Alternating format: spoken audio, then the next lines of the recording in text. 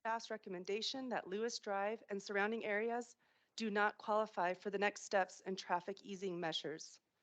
City staff, who has been wonderful to work with, by the way, will show you that we are 2 points shy of the 20-point threshold on the neighborhood traffic impact score sheet, which calls off the following steps of petitioning the neighborhood, identifying traffic easing measures, and implementing them.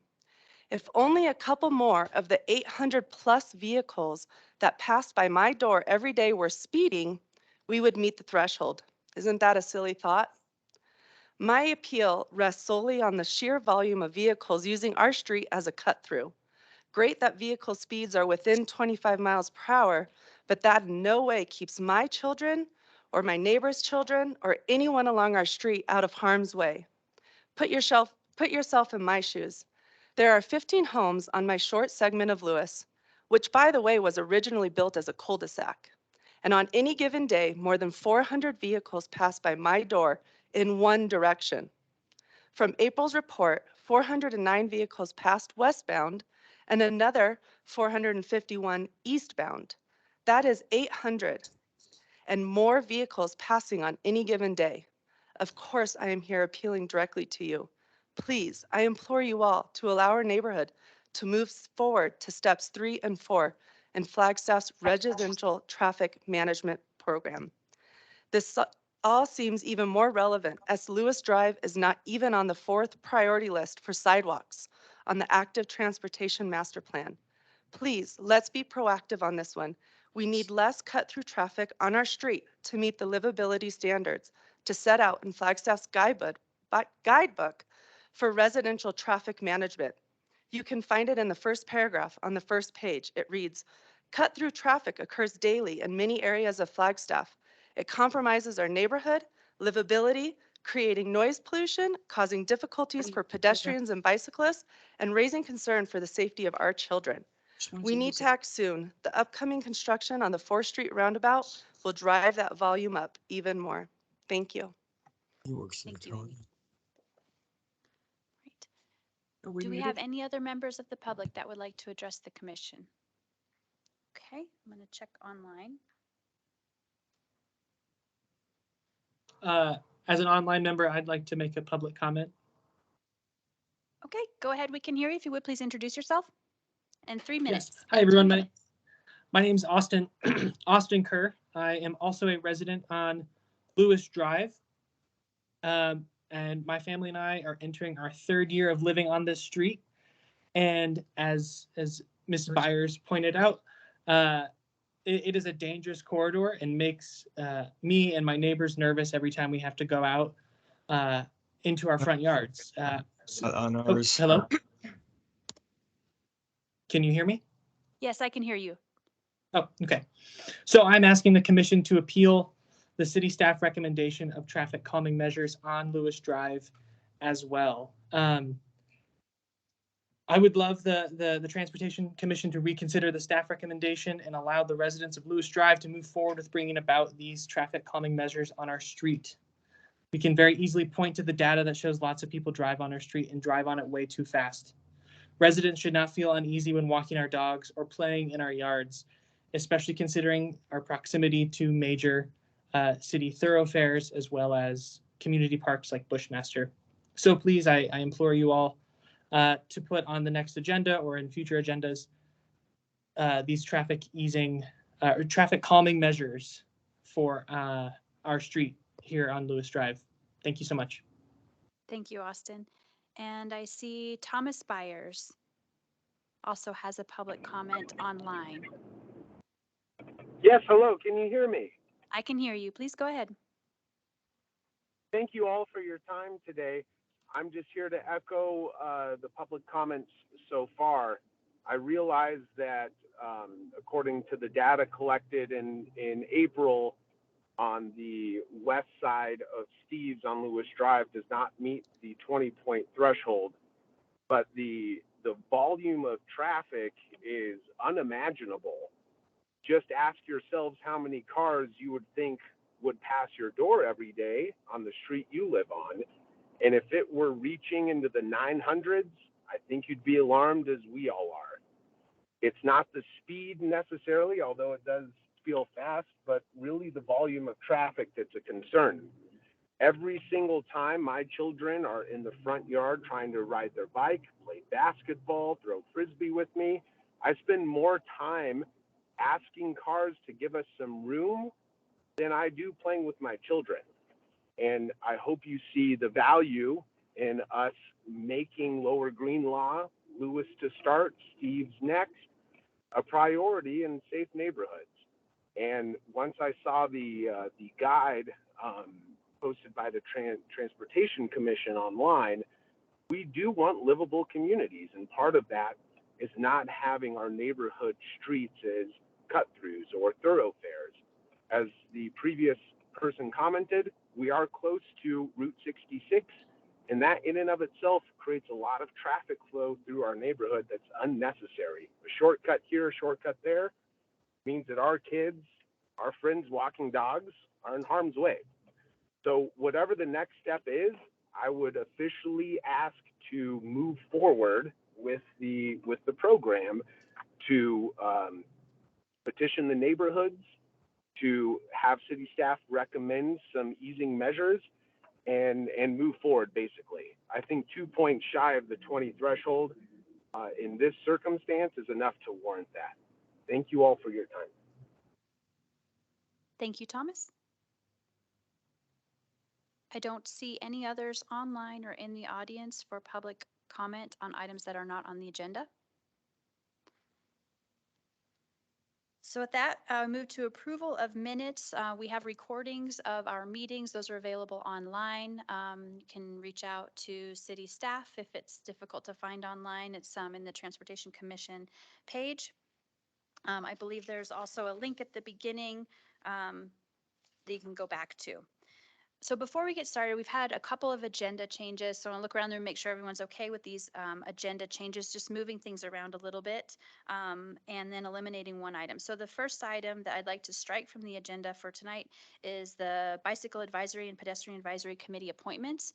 We did not receive the applications in time to be able to review those and to provide a recommendation for appointments to those two committees. So I'd like to strike that from tonight's agenda. And then moving on to the old business category. Sorry, new business category. Wrong page. I want to spend some time talking about the Beaver and Butler pilot separated bike lane project, and to give that the time that it needs and to manage our time this afternoon, what I'd like to do is put to the end the City of Flagstaff, the Transportation Commission enabling legislation. So I'd like to move that to the end, and if we still have time to talk about that this afternoon or this evening, then we will, but we'll push that to the end. So the next item we're going to move into is new business. Any concerns with the rearrangement of the agenda? We have to approve that. So Would you like to make a motion for make that? a motion that as presented by the Madam Chairman that we change the agenda as presented. Thank you. Commissioner Kuhn made a motion. I'll second that. Commissioner Morley seconds it. All those in favor? Aye. Aye. Aye. Aye. Thank you. Motion carries. All right, let's move into new business. So starting with the City of Flagstaff, Beaver, and Butler pilot separated bike lane review. A packet of information was included with our agenda related to some of the survey comments, reports back from agencies. And with that, I'd like to turn it over to Mr. Baumann. Which microphone would you like to use? You have a few choices there. Thank you. Mr. Beckett, too. Perfect. Okay, we've got, yeah, this is a push you got to hold down. So I really don't want to do that through the whole presentation. So I think this is going to work for me. Folks online, can you hear Jeff clearly? Yes, we can. Yes. Perfect. Thank you. Let me switch screen sharing real quick. And I'll be ready. Pilot separated bike lanes.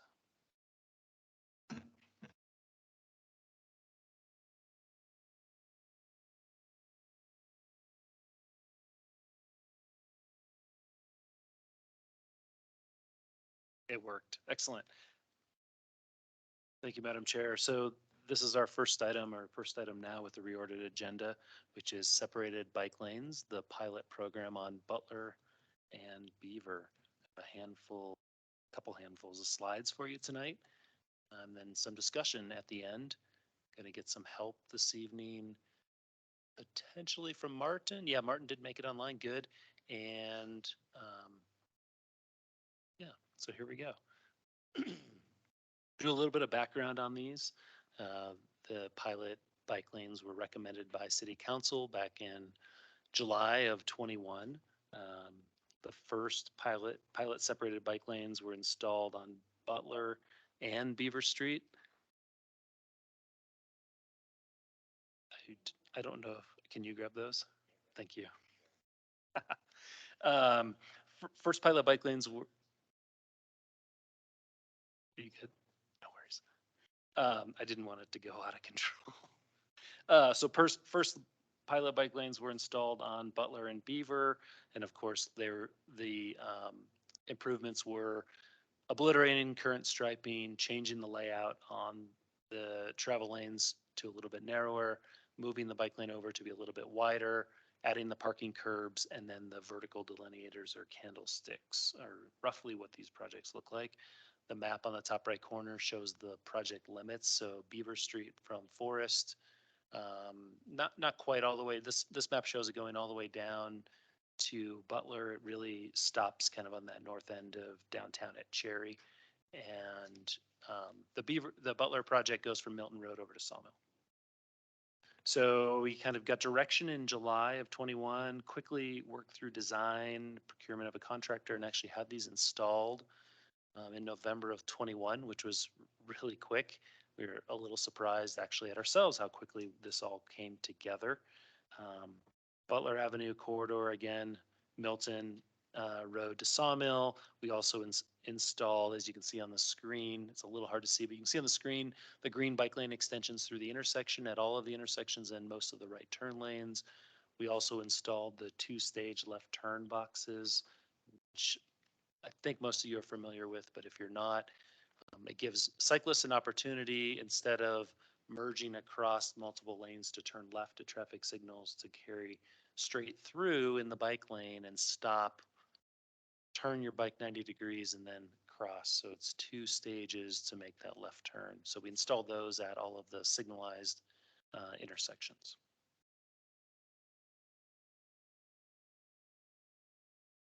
So the pilot program, we actually offered 2 different opportunities to the City Council. We said, hey, we've got this section of Butler that we could do, or we have this section of Beaver that we could do as a pilot program. And the City Council chose both.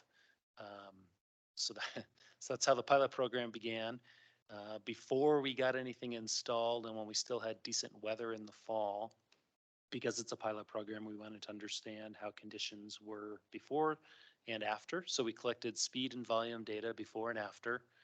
And these are mostly focusing on Butler Avenue, where we spent the most time collecting data.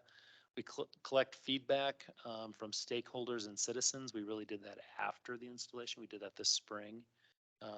We've been keeping track of maintenance and maintenance in general and specifically during snowstorms. So that's what we'll get a little help with when we get a little bit further into the presentation. And we also looked at crashes and talked to the police department and reviewed the actual crash data.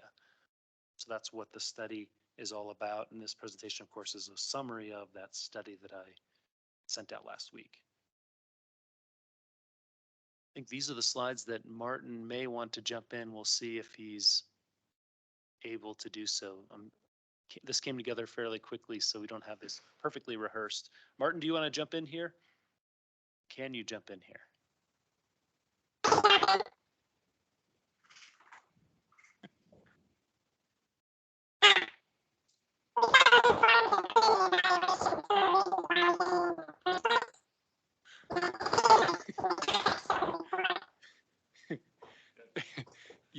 Your sound is not going well, Martin.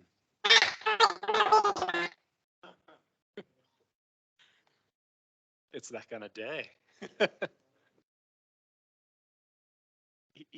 This has happened before actually with Martin's microphone at home, and he'll log out and log back in. So if you're willing to give him a few seconds here, I bet he comes right back and it's okay.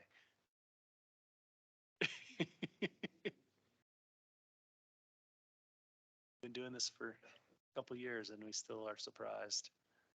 There he goes. Is that any better if I've gone from duck to chipmunk? Much, much better. Thank you.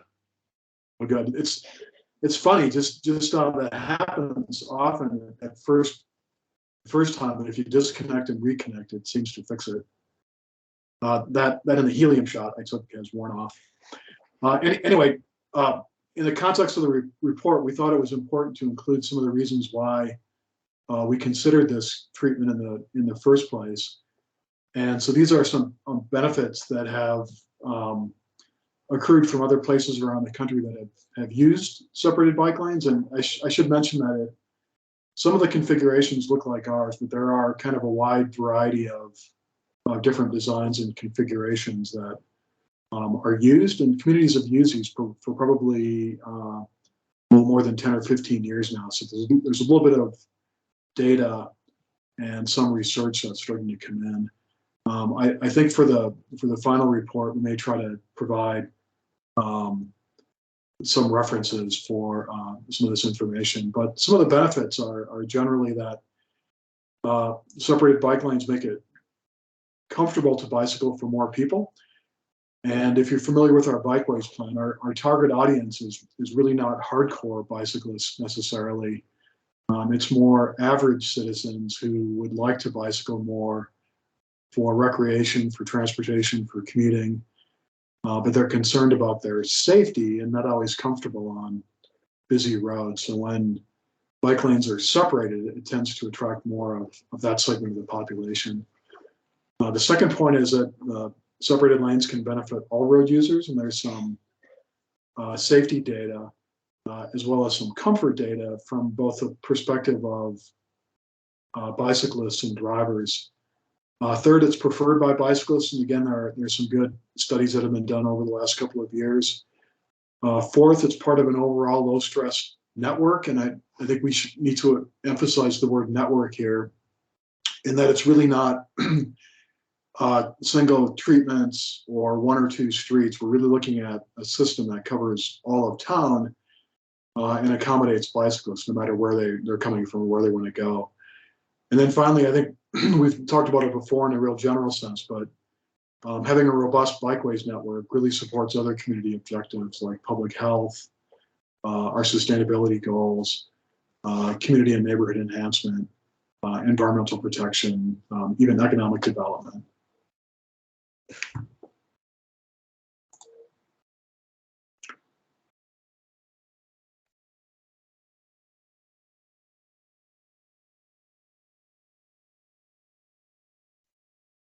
Thank you, Martin. And so jumping over to this, just a couple of pictures of the before and after conditions. Again, I think most everyone is pretty familiar with the situation out on Butler, but Butler's on the left side, before and after. Before is above and after is below. You can see in that middle picture have those extensions of the bike lanes in the green through the intersection. And then right at the front of the bottom of the picture is that two-stage left turn box. And the far right side is a picture up by the hospital. So that's that northern end of the Beaver Street project. Here's some of the data that we collected because we were interested, of course, in what happened with speeds, especially on Butler Avenue, changing the lane widths and changing that physical environment amid mostly the lane widths, but also bringing those vertical curbs, much closer to the travel way because they're not separated by the bike lane anymore. They're brought right to the edge of the road. What would that do with the speeds? And you can see westbound and eastbound essentially the same speed before and after the installation of the curbs. Thought there'd be a little bit more of a change, but it's not super surprising, but interesting anyways, because we thought potentially the speed would change out there on Butler Avenue. Bicycle volumes are another thing that we measured. We don't have great bicycle volume measuring equipment, so we actually set up a camera or a video recorder on Butler Avenue for 12 hours, actually longer than 12 hours. In the before period, which is October of 21, kind of decent fall weather. And then again in April, which actually was kind of windy, but similar weather except for the wind. Because we were hoping that adding these separated bike facilities would bring more cyclists to the network. And I think that there wasn't a lot of change really. And maybe that should be expected. I think the improvements probably need to be a little more spread to really get people on to their bikes. If these more comfortable facilities are going to draw more people to cycling, I think it needs to be a more complete network, and you're not really going to get that with a pilot program. So while we hoped we would see a big change here, and we saw some changes in some studies from other cities that we checked out, Fort Collins, I think they were a little more extensive. So really, we saw decreases. Don't be thrown off by that percentage. On the eastbound, it was 10 to 5, so that's really not that much daily variation. 10 to 11, a pretty big decrease eastbound on Butler. I don't quite know why. I mean, I would have expected more of them running about the same or a little bit of an increase. So we have some speculation that maybe the weather in April wasn't quite as good. It was quite windy, but I guess that gives you an idea of what we see for cyclists on Butler, for example, and about 100 a day in total in each direction, and about 22,000 cars. So still a fairly car-dominated environment. Do you have any questions on this slide before I move on? I should have paused the last couple. Are we good? Here's bicycle volumes on Beaver Street. We did see a bit of a change here, but again, percentages maybe a little misleading because it was only 13 to 17. That's the peak period. But so the second line is the peak period, and the top line is the total for the day. So again, not a lot of change, a little bit of change, but not much. Sure. In the camera analysis, are those bicycles all bicycles that are in the separated bike lane, or does that count bikes that might be in the street or on the sidewalk as well? I think we did. So it's a camera, and we had an intern watching and recording, so they captured everyone. I haven't seen that raw data. Maybe David knows what the raw data looks like exactly, but I did ask for them to note if we had cyclists riding the wrong way, cyclists on the sidewalk, and in the road as well. I think we have that raw data, but I don't have it at my fingertips. Do you remember roughly what we saw, or? I think the data was by just all bikes.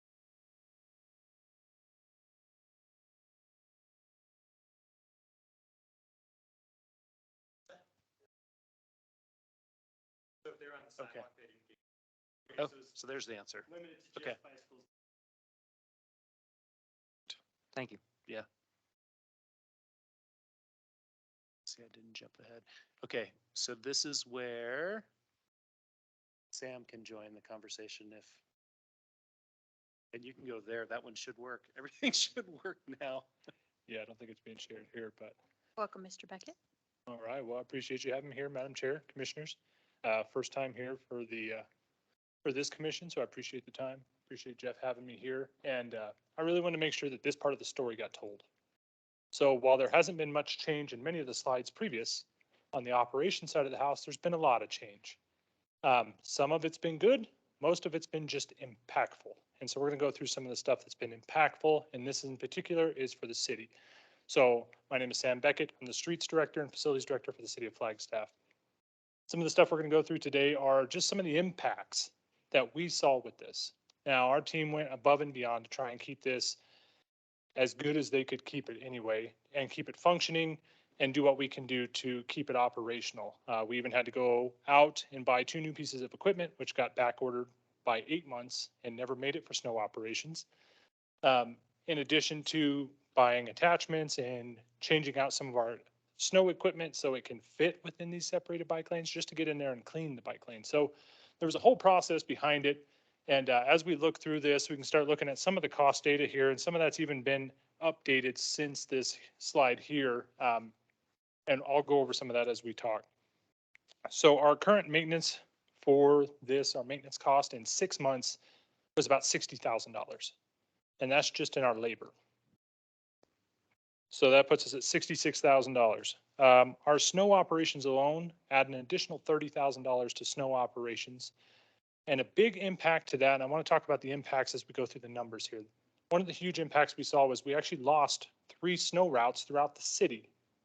So we could shift 3 operators to maintain the separated bike lanes. Unfortunately, what that took was a snow blower pushing snow into the drive lanes. Well, we can't do that in a safe manner. And there's no way we could do that in good conscience with traveling public. So we used a snow plow to back that operation up to block the number, I guess, 2 lane, if you will.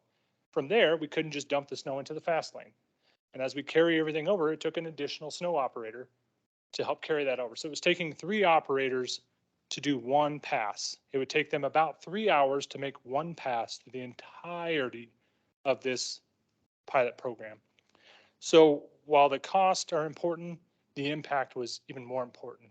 There's a huge cost in relation to the fact that we lost 3 of our full-time snow operators, 2 which were in snow plows, 1 in a snow grader, to support this for those 3 hours and then get back on their routes. So it was just a shift. So we did everything we could to make sure that we supported this. And frankly, we wanted to see it be successful. These guys are, they've got a chip on their shoulder when they're running this equipment out there, when they're out there snow plowing. Their goal is to do a good job. And they want pride in that. They want to leave their work and go, we did a good job. They don't want to go home and know, I've got to go back and do all this work tomorrow.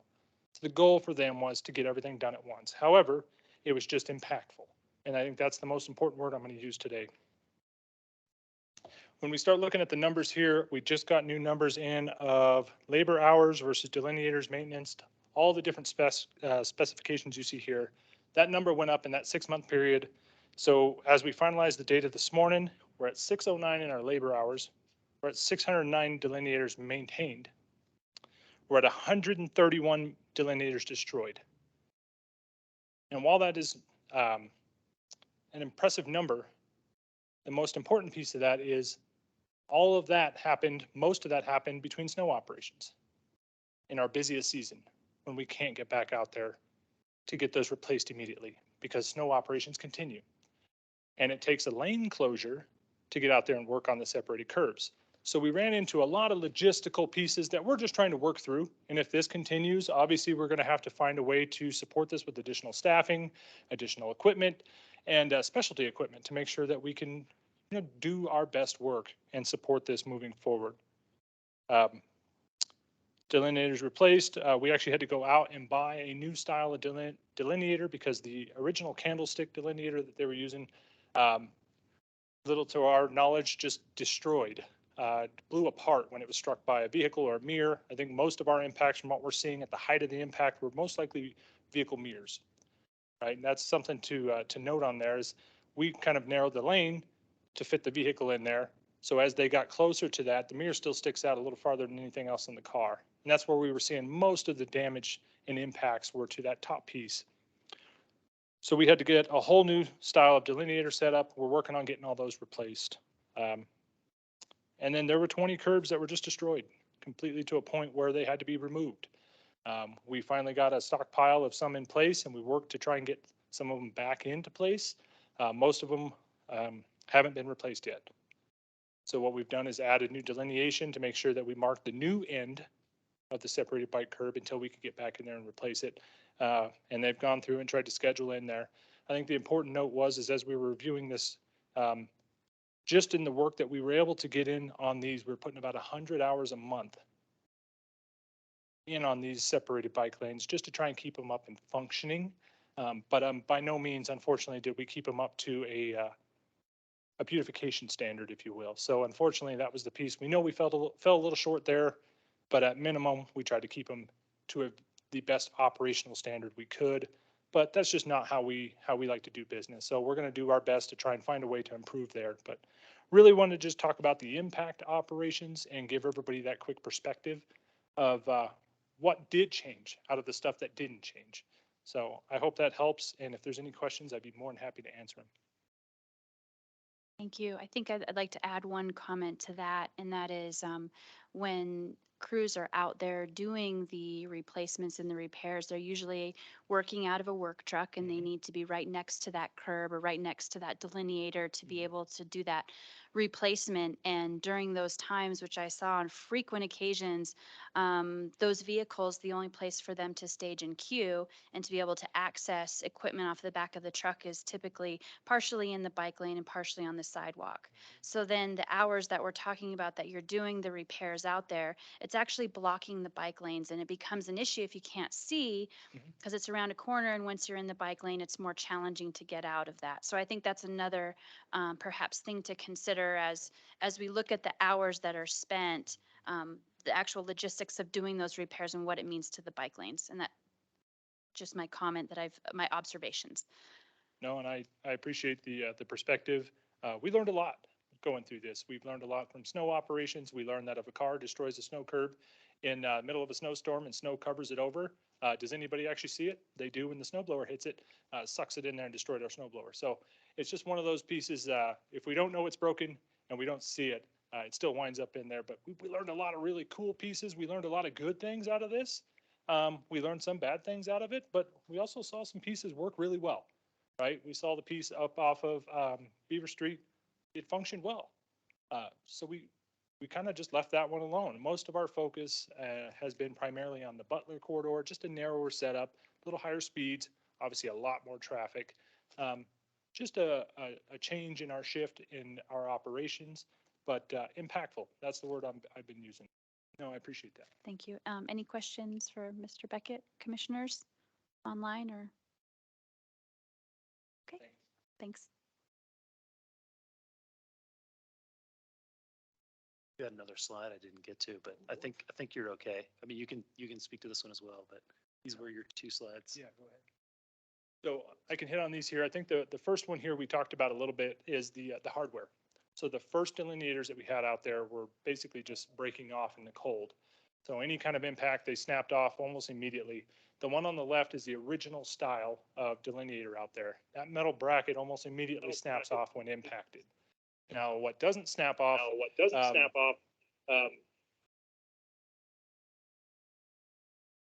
Whoever just joined. There we go. So yeah, so the picture on the top left was the original setup. That setup there did not withstand the cold and impacts very well. So it was just a piece that we learned. So we transitioned and we went to the one you see up on the top right.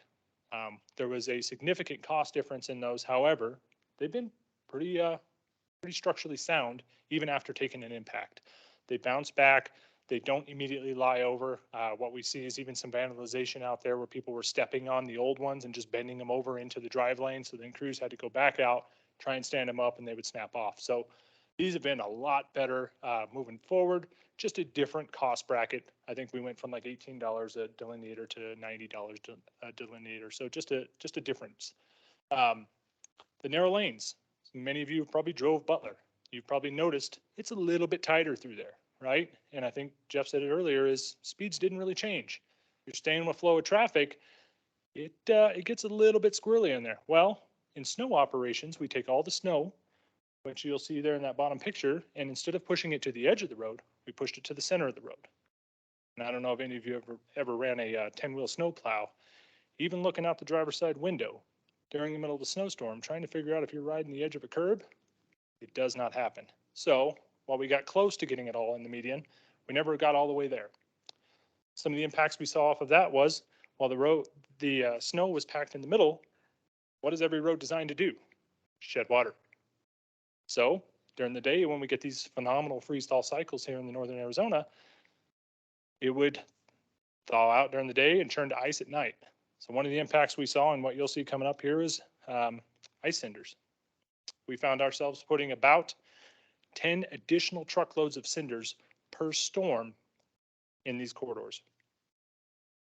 So that reduced a lot of our ability to get into our normal snow routes by adding those additional passes in there, frequent refills at the cinders, for the cinders at their city yard there. Again, just impactful, right? Some of it was good, some of it was bad. Again, the medians, as most of you have seen, had beautification to them. We eliminated that through our first snowstorm. Most of that beautification is now gone. What you'll see from Parks and Rec is most of the vegetation and plant life that was in there has now since been kind of killed off.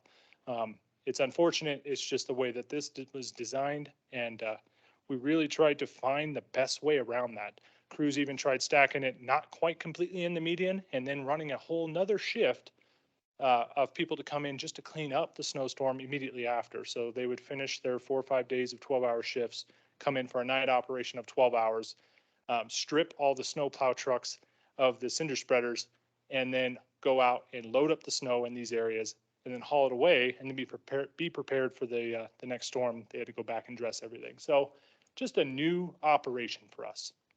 But again, just impactful. Issues keeping up with snow removal. What many of you might have seen was we ran into a lot of concerns with the traveling public trying to pass snow plows in these areas. Well, the snow plow with the blade is running about 11 to 12 feet. And that's if they are riding a curb. There's no way from that truck, if you ever can get the perspective of a 10-wheel dump truck with a snow plow sticking 10 feet in front of you, now tilted at an angle, finding that edge of the curb without hitting the curb is almost impossible. So you have to leave a bit of a buffer zone. So we found ourselves basically making one pass between the two lanes along the divided markings there. So it made it a lot harder in those snow operations just to be able to see what they were trying to do without destroying the curb on one side and then carrying the snow far enough over. I don't know if we ever truly got to 2 full lanes during a snowstorm, which was unfortunate. We had to do a lot of cleanup work afterwards, send motor graders through where you had some better visibility, but then we had to block the entire road, which I know some people got caught in the midst of that as we were making a pass through to try and push everything over. But again, just impactful. We did see a lot of people winding up on the snow berm that we put in the middle of the road. One thing we saw was all of the left turns as you were heading eastbound were completely blocked, yet people still attempted to make that left turn. So we saw a lot of impacts there where we knew we had to kind of step up a little bit, and we created these additional shifts to come in and do the night operations for snow removal. Again, not all bad, just impactful. Once we get the hang of it, we'll get it figured out, but obviously we're going to have to find a way to staff it, and that's going to be the big piece. I don't know if there's any questions on this. I know the snow topic was a pretty hot topic for a while there. Commissioners? Commissioner Koenig? Thanks for that, Mr. Beckett. Can you clarify, you had mentioned that you didn't have quite as many problems as Beaver. Did you have problems with snow on Beaver or as well, or can you just expand on the difference between the two? I can. So primarily what I was speaking to was Butler. However, Beaver did see a significant impact because all of the snow, once you got basically, it's that divided road just down off the hill, ties into Humphreys or to 89. I forget the name of the road. Anyway, as you come down from the hospital, you go from two-way to one-way. Once we do the split, we took all the snow and we pushed it to the east. And inadvertently, we realized that by doing that, we only bring in a motor grader to clean out neighborhoods once we get so much snow. What we found is even on the small storms, we were pushing enough snow berms that nobody was able to exit onto Beaver Street from the east side of that community. So we had to add, in addition to the other routes, a greater full-time route in there to keep those intersections open as they were plowing over Beaver Street heading south in the one-way. So again, it was just one of those, there was a lot of aha moments, a lot of learning moments. It's tough to have learning moments in the midst of a snowstorm, but yeah, there's just impactful to our operations. Great, thank you. Yeah. Commissioner Kirkshake. Thank you for your presentation. I enjoyed that. Quick question about the more durable delineators. Mhm. Did those require a different type of curbing? They did not. Because Same the curbing. picture shows a different curb, and one thing I noticed driving around town was there were curbs that were unpainted. And that the picture on the right, top right, shows that. And I found those much less visible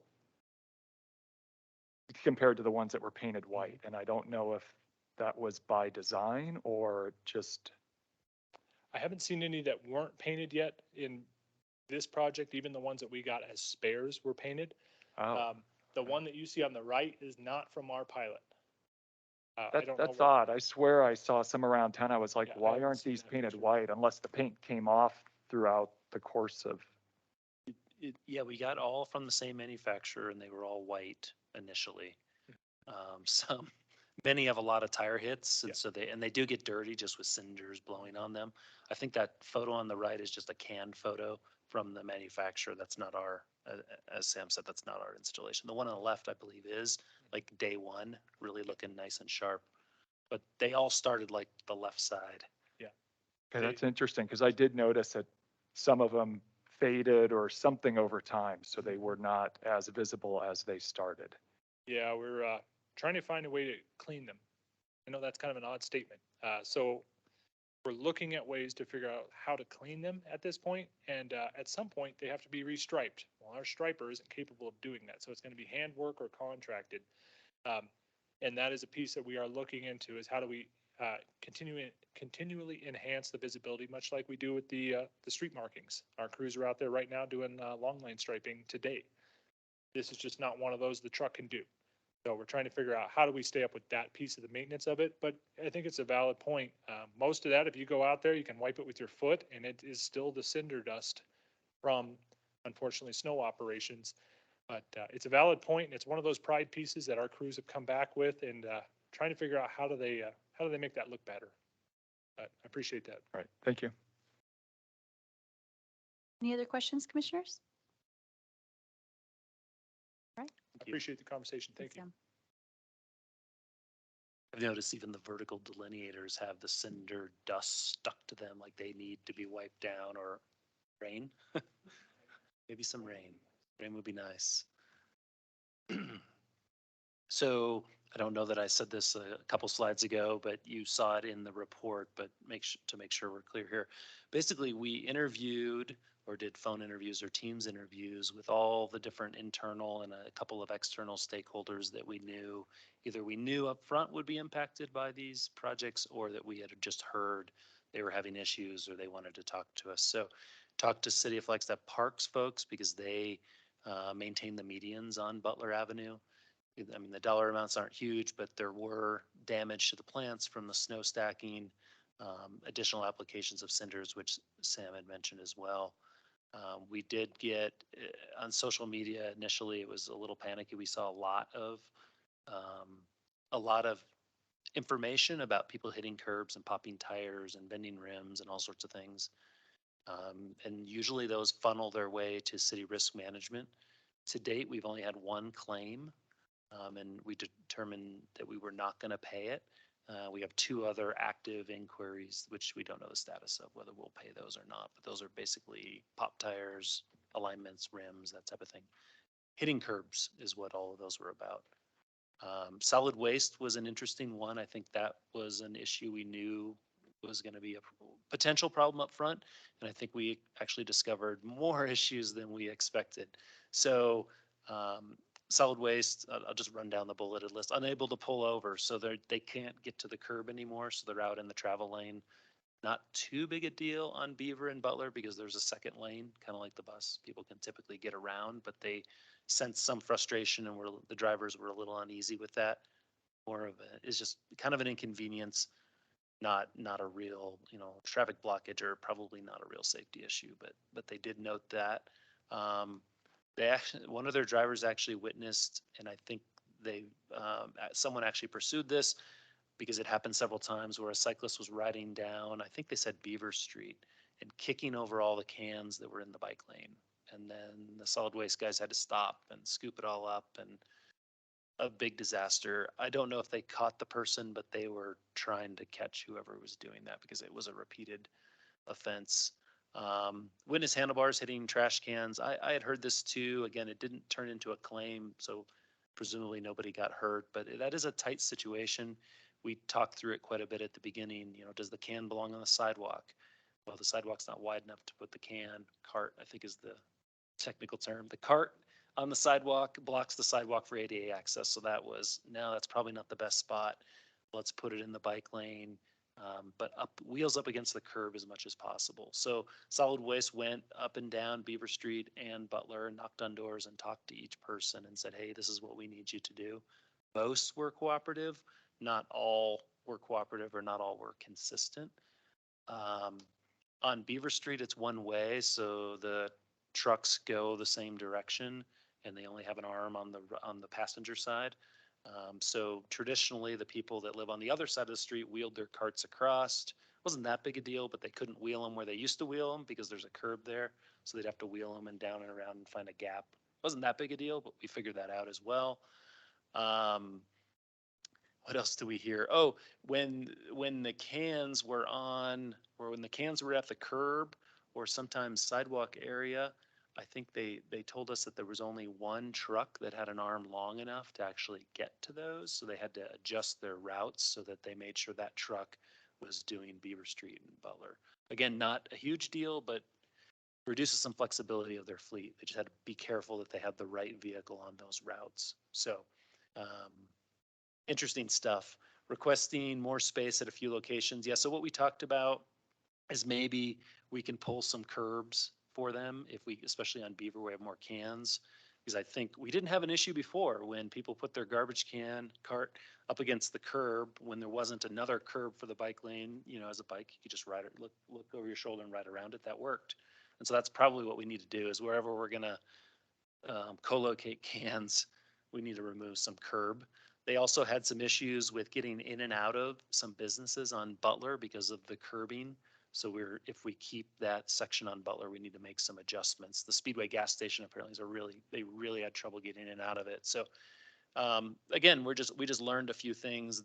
They noted that Butler feels too narrow, which was pretty common theme from the different people we talked to. And there's the East Side residents drag the trash cans over. Bunch of interesting things. We worked through most of them. Cans in the bike lane or on the sidewalk is still a tricky one, but I think removing some curb probably alleviates that problem. Makes it more like it used to be. It's like we're missing. There we go. This is some of the summary information, and I don't know that these have been updated. We're still looks like these are still some of the old values. So some of these values are correct and some of these have not been updated yet from the information we got from Sam this morning. But here's just a summary of the cost. Butler and Beaver, those are the initial construction amounts of 513,000 and 270 roughly. So we're at about 780. Summer final pavement markings. So we have a handful of things that are being cleaned up this year because we went so fast last year we couldn't put permanent markings down. So they put temporary markings down with paint, and that's part of the reason why so many things look so bad. All the green stuff was done with not permanent material. So that's all going back in. And these lower numbers, again, are not quite accurate. So I won't go through them. We'll get those updated. as we progress this presentation. Here's some more stakeholder input.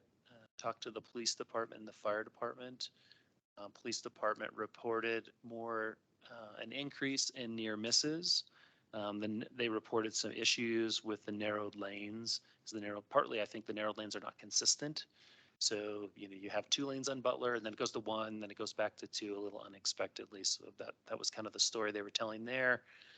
And they felt like this created some dangerous driving conditions out there, and that may have outweighed the safety benefits for the cyclists. So I think what they were reporting was, there's where the breaks occurred for right turn lanes, and you probably noticed this as a driver, they're fairly minimal. So we saw vehicles making fairly abrupt right turns, where didn't have those short gaps in the curbing. Drivers and if there was a cyclist there could do a bit of negotiating where that weave was going to happen. So they felt like that actually may have made the situation a little bit worse at some of those median breaks. Some of that we can fix, some of it's just the way these things function. Fire department reported that drivers were unable to pull over to let the fire trucks pass. So missing that 5 or 6 feet of pavement, you couldn't squeeze cars over as well as you could in the past. So during peak hours, their emergency response times have increased on these corridors when there's a lot of congestion.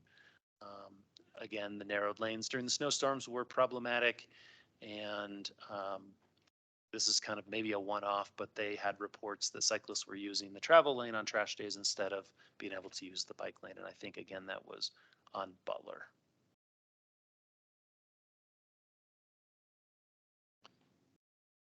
More stakeholders, and we have reps here, so I can do these, but then I'll let you two jump in if you'd like.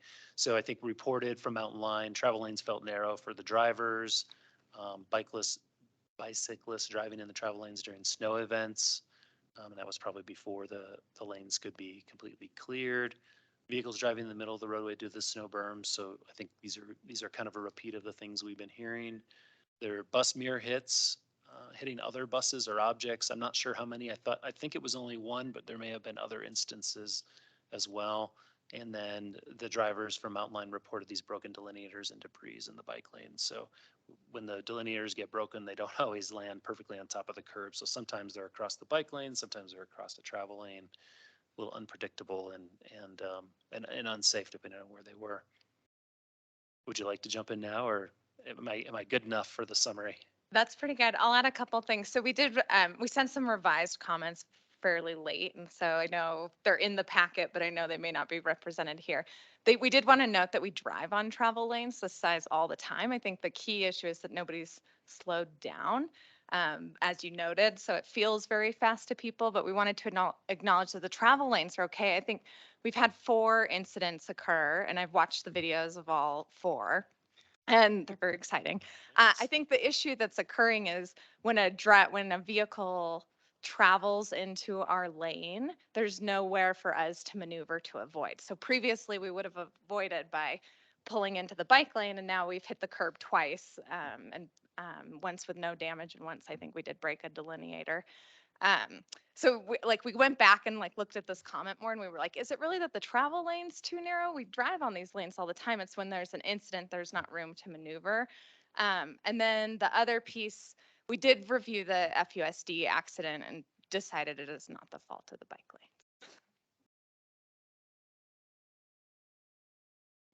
And so then another stakeholder, FUSD, and Commissioner Kuhn is on the phone, or on Teams, so we can get his input as well. But again, not the best experience out there with the narrow lanes. We had a bus-to-bus crash, or at least mirrors touching, bumping. I'm not quite sure how severe it was. One of the drivers reported witnessing bikes bending the delineators into traffic. I don't know if they were vertical or if they were in the bike lane. They shoved them over to the travel lanes. Not clear, but we have seen some bad behavior. Witness drivers running over curbs and delineators, and makes turns more difficult, which we've noted, and we can adjust that if we end up in these facilities on Butler especially. Most of these seem to apply to Butler. I haven't necessarily characterized them here. Yeah, we didn't hear much, and obviously we don't drive a lot on Beaver. So we heard more about it on Butler when I had Patrick ask all the drivers.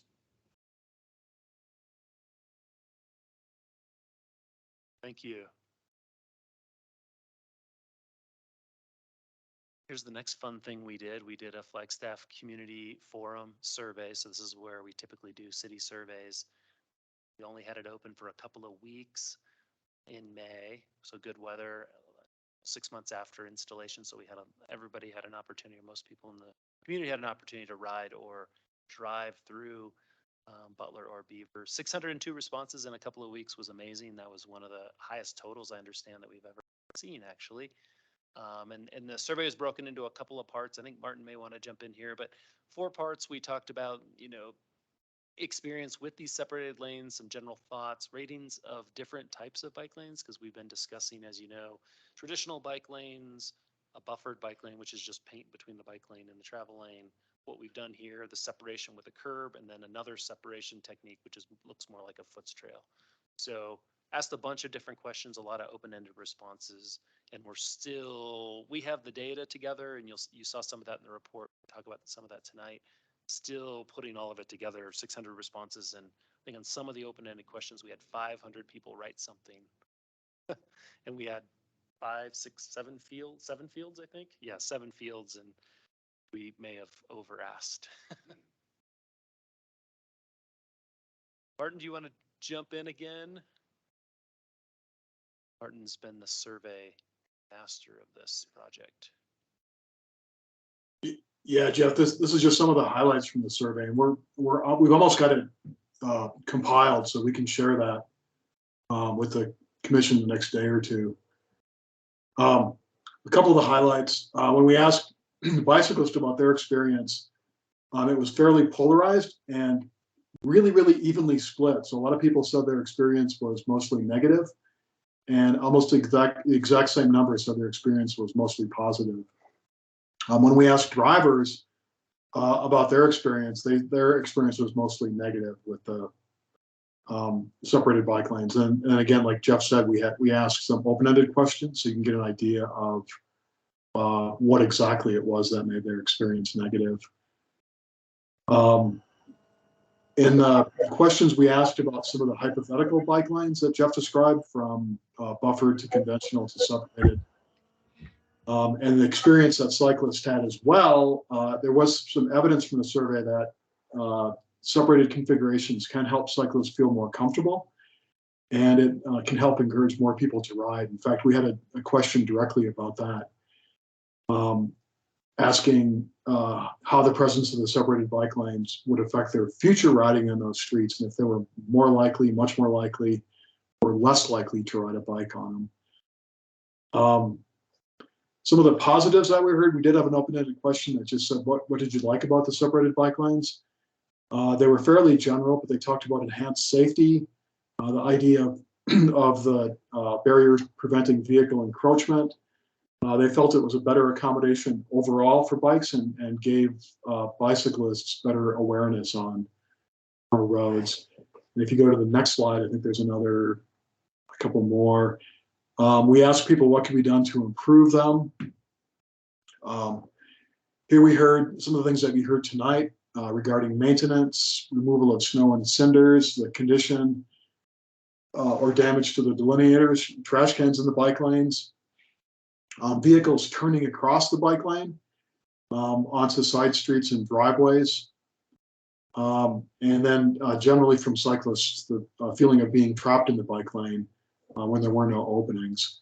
For drivers, some of the concerns were the narrowness of the lanes, maintenance and snow removal again, the delineators, and again, turning from or onto the street, particularly on Butler.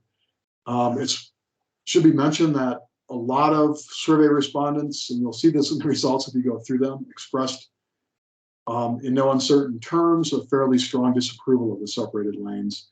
But like I said before, they're in the hypothetical part of the survey, we did find a lot of support actually for separating bike lanes from traffic. Of the 2 separated versions that we showed them, one was kind of a version like the one we used on Beaver and Butler.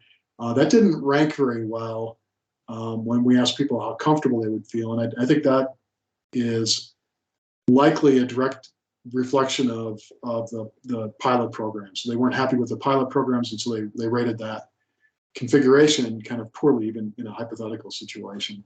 The other one, which Jeff described as kind of being more like a foot straw, where the bike lane is physically separated from the street, got a lot of support, much higher than any of the other types of bike lanes. In fact, I think almost 75% of respondents said that they would feel very comfortable in that kind of configuration. It's probably worth mentioning that I think the secret to making that configuration work, and in fact, the secret to making a lot of these things work, is we need parkways. We need a buffer between the street and either the bike lane or the sidewalk as a place to store snow and trash cans and construction signs and all that kind of stuff that have to end up someplace. And if we don't have a place for them, they're either end up on the sidewalk or in the bike lane. And I think that was it for the survey highlights. You go to the next slide. Let's just double check. Yeah, so that's it all. Again, we'll finish that draft summary of the results and share that with you as soon as we can. Otherwise, I'll turn it back to Jeff. So we're finally making it to the end of this presentation. I'll just sneak ahead one just to show you kind of how this is coming together, because I may not have been real.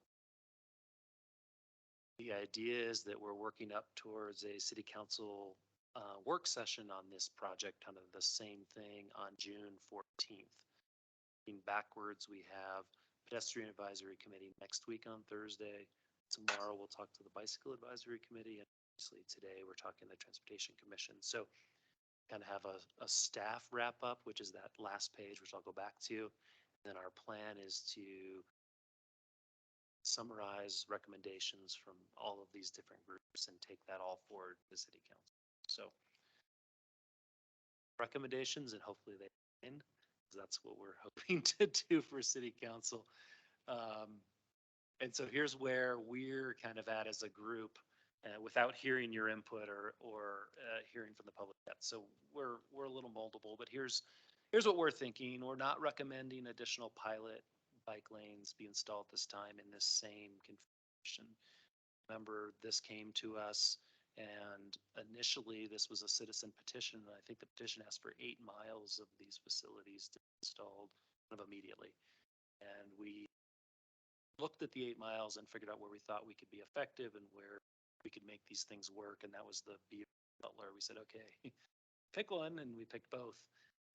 So the thought at that time was, okay, let's do the pilot over the winter, and then we'll jump into the 6 next miles. I think we're recommending now we should not do that. We have our hands full with what we have. Don't continue. So that's the first step. Butler's really been challenging. I think we're getting better and we're learning more, but I don't know that we're going to be able to overcome the maintenance that we're seeing right now. All of the hits from the cars, and that, even in good weather and the plowing. So we're recommending at this point, I think we should remove Butler. But we have a recommendation for what to replace that with. Further work needed on Beaver, as I've mentioned. There's some curbs that we can move around, and there's a few things we can do to make a couple things better on Beaver. I won't go into the details, but there are some things we can do to make Beaver a little bit better. And again, it seems to be working better. The public sentiment seems to be that better. The negative comments seem to tend to be focused on Butler Avenue. We'd like to see more time, if we leave Beaver in place, more time to determine impacts on long-term bicycle ridership and crash patterns. Really didn't talk about crashes much, but it is in the report. And crashes really, over a 6-month period, you really can't tell much, but we didn't see anything.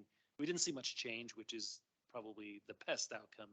And if we saw a big spike in certain types of crashes, we'd be concerned. So just kind of seeing the same thing is good. For a year or 2 or 3, we'll actually know improving or not improving the situation out there. And then we're saying, what if we develop another location or phase of the pilot program with an updated design? And at this point, we're suggesting buffered bike. So that would be, and potentially it could be on this section of Butler Avenue. So you would remove the curb and the delineators, use that same space to stripe. I think the recommendation is to get to 18 inches of width buffer between the travel lane and bicycle lane. I think we can pull that off roughly with all the striping that's there today by just removing the curb, leaving one stripe and adding a second stripe. I think we're right about 18 inches. So that's our recommendation is curbs and delineators and do a buffered bike lane. Sometimes you'll see buffered bike lanes with candlesticks. That would be less impactful for cars hitting them, but would have, I think, the same maintenance issues, maybe even some new maintenance issues. So probably in the space that we have on Butler, not recommending this be reinstalled, but that's our summary of what we've heard. Now we want to turn it over. Do you have any questions for me at this point, or? Yes, I'll just let's turn it start with over. some questions and then we'll open it up to public comment. Then we'll close public comment and have, I'd like to kind of hear from each commissioner on your thoughts. So what we need to do is give Jeff some clear, I guess, clear comments about the recommendation. So we'll see if we can have a discussion where we all build consensus. So any questions to start? Commissioner Cruikshank.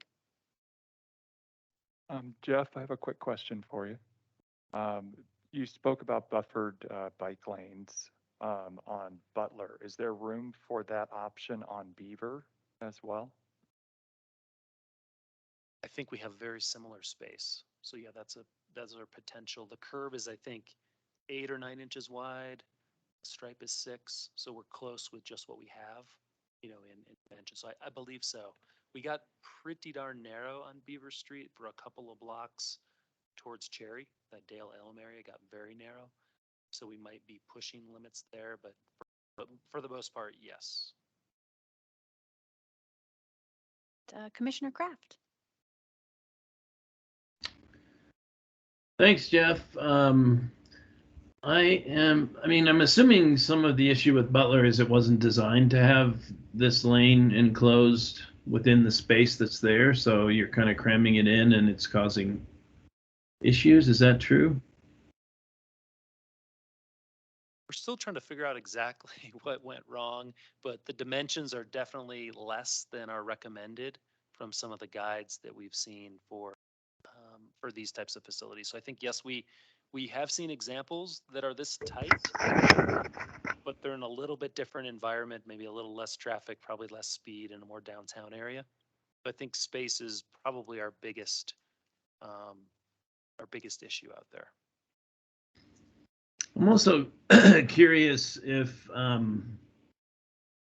it's possible to sort of help the bikes take a different route if there are alternates, because whenever I see somebody on Milton or West Butler, I'm like, God, I wouldn't ride there. And it seems like sometimes, especially north to south, you have the university is full of bike lanes. And perhaps east to west, there may be other routes that would be safer than being on a street like that, rather than trying to make it safe for them to be there, Is that ever something you consider or address or anything like that? Yeah, we never want to give up. We always want to try to find a way to make all of our facilities usable and then hopefully comfortable for all modes. Places like Milton Road are becoming a real challenge, and Martin has a really nice network of facilities that are, a block away. And I think that's going to be really popular along Milton. I don't know that the Butler corridor lends itself real well to parallel routes, but we just don't have a gridded network in Flagstaff. I think in a lot of other communities they do, and that's you're describing what they try to do when they get stuck with a busy arterial and parallel routes. Butler doesn't have a great parallel route in close proximity, but we're using a combination of things. We're going to try to do our best on the arterials, and then in some cases provide parallel facilities. Thank you. Any other questions from commissioners? Otherwise, yep, go ahead, Commissioner Morley. Yeah, I think on what you sent out to us, maybe recommended there was a recommendation about do what the ATMP says, something along those lines. Do you know what it says? the AT&P says a lot of things. I'm hoping you're talking about just on Butler. I think Martin helped me here with the current AT&P recommendations. Yeah, so that was, while he's getting his mic turned back on, I mean, that was maybe in reference more to the pilot programs instead of going down the road of the 8 miles of pilot programs. Let's stick with our capital improvement program as it's designed, which does follow the AT&P. That was what that recommendation was. I'll look to make sure it's more clear. Martin can help us with what specifically is called out on Butler in the AT&P. I don't remember that detail. Yeah, Commissioner Morley, there were a handful of streets, Butler and Beaver included, as well as some of the other ones that were identified in the 8 miles that Jeff referred to. And our thought was, for planning purposes for bikeway facilities, was kind of a transitional approach where we would start with a buffer on those streets, mainly because given other demands for the money that we have available, striping is fairly cheap, and it kind of would get us going and going to get us off the ground. I think for some of those streets that might be sufficient in a longer term. I think for some of them it probably would not resolve all the issues that some less traffic averse cyclists would have with riding along a busy street. The transitional approach, and we were thinking either some sort of separation, configuration like we saw, or there's some other options available as well. The more expensive version is to rebuild the street to raise the bike lane up to the level of the sidewalk, so it gets placed above the curb. But that tended to be fairly expensive. That's pretty significant construction.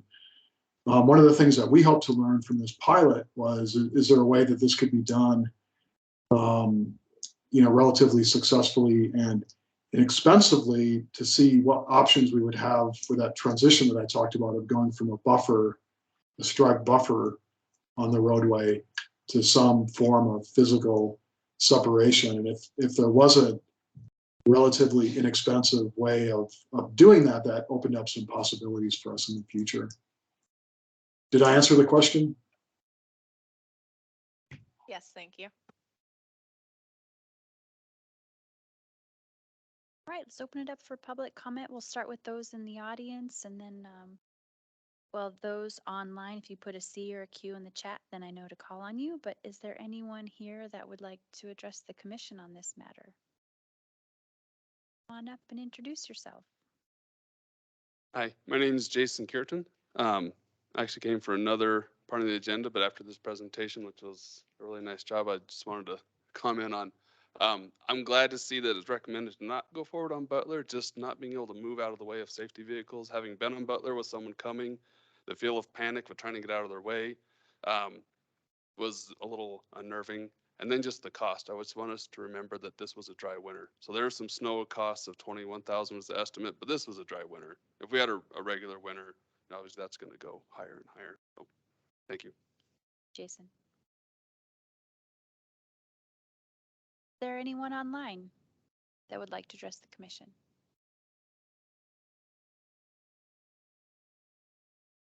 All right, hearing and seeing none.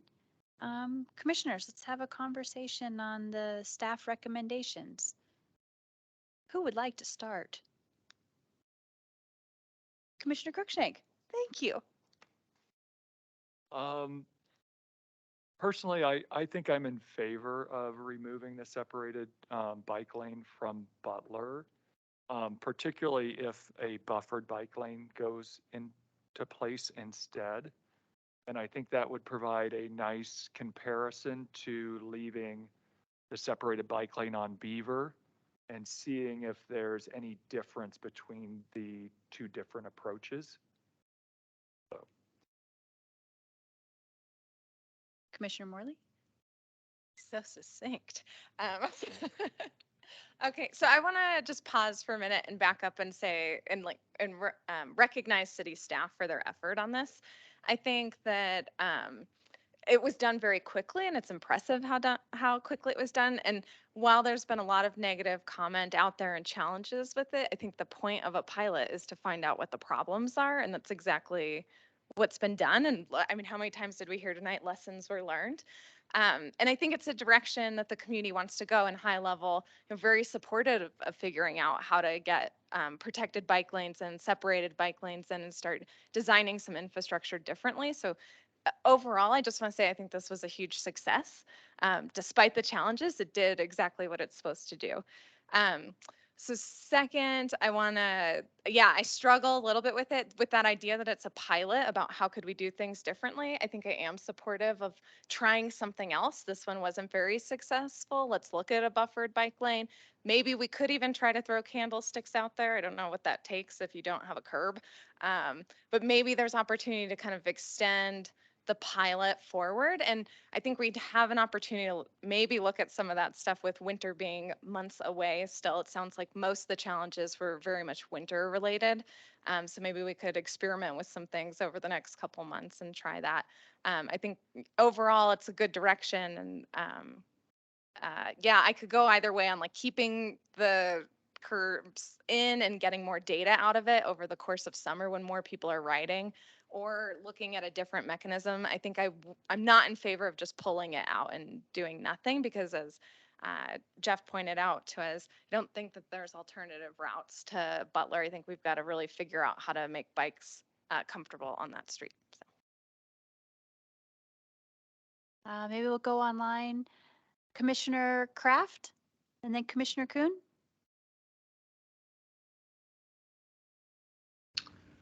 Yeah, I like the sound of kind of continuing the pilot program with removing these barriers and trying the buffered solution.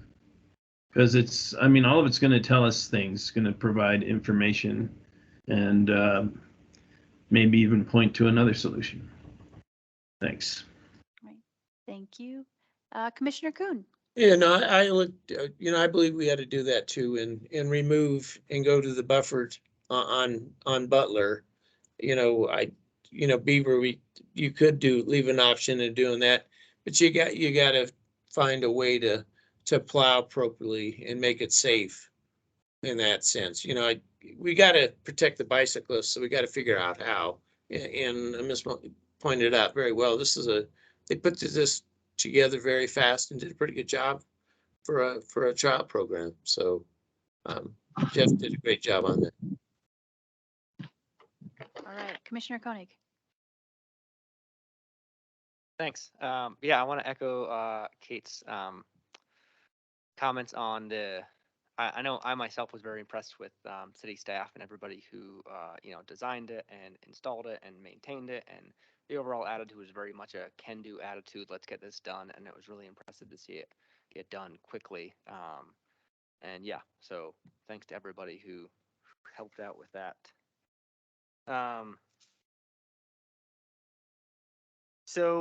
I think in hearing all these comments from drivers and all the frustrations they have with not having that space to use, I think to me highlights how often people use that as street space, not bike space. And so I get it's super frustrating, and it's harder to stay in your lane.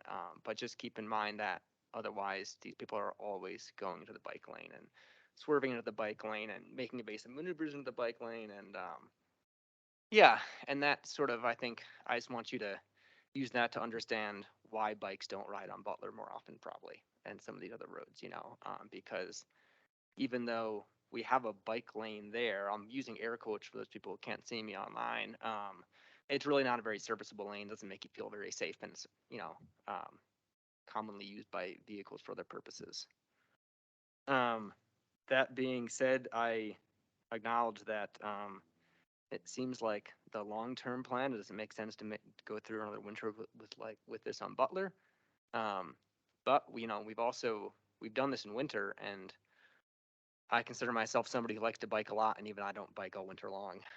And so I would really encourage us to leave it up as much of the summer as we can, to try and get some more data on that as most people, sort of get more into biking and realize how nice it is in Flagstaff and start riding more and driving less.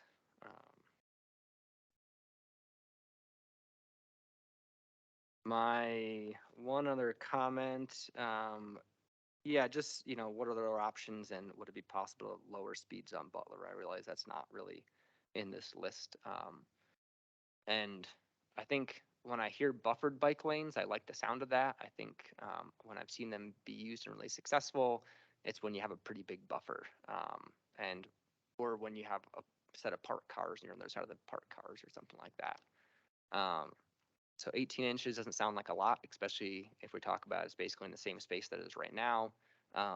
But it does seem like in the spirit of the pilot, I would support doing that on Butler at least, and seeing what the responses are.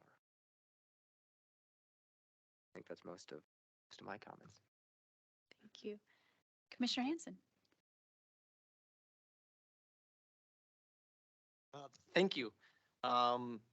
Just looking through the report and kind of looking to the goals of what the pilot is trying to determine, and it's, I think, related to the safety and the ridership, trying to increase ridership of bicycles. So I think we've got a lot of good information and insights into the operations, the effect of the operations, and to the effect on vehicle usage on the roadways. But I think that the piece that would be important to see additional data on is the how it affects the bicycle and vehicle interaction. Fairly limited, I think, because of the time that the pilot started being winter time, and then I think a lot of the ridership counts for the bike traffic counts beginning in April, pretty limited as far as data on that, which would limit limit the potential exposure for vehicle collisions with vehicles. I think that the collecting additional data would be an important part of it, to fully see the effect on the two goals, or at least the two goals that I was able to identify in reading the report. But with that being said, I agree with the recommendations. Be interested to see the additional data, and then also what the those buffered bike lanes would look like. That's a good option, something to look into further as well. But overall, I thought it was a great presentation, thorough report, lots of information, and really getting a good insight into the effect in performance of the bike lanes. So thank you. Okay. I think what I've heard from commissioners is support of staff's recommendation. However, to pursue pilot phase 2, maybe is what we call it, which could include a striping exercise, a buffer, to maintain that awareness. And that was one of the key items from from the survey, is the awareness that it is a bike lane.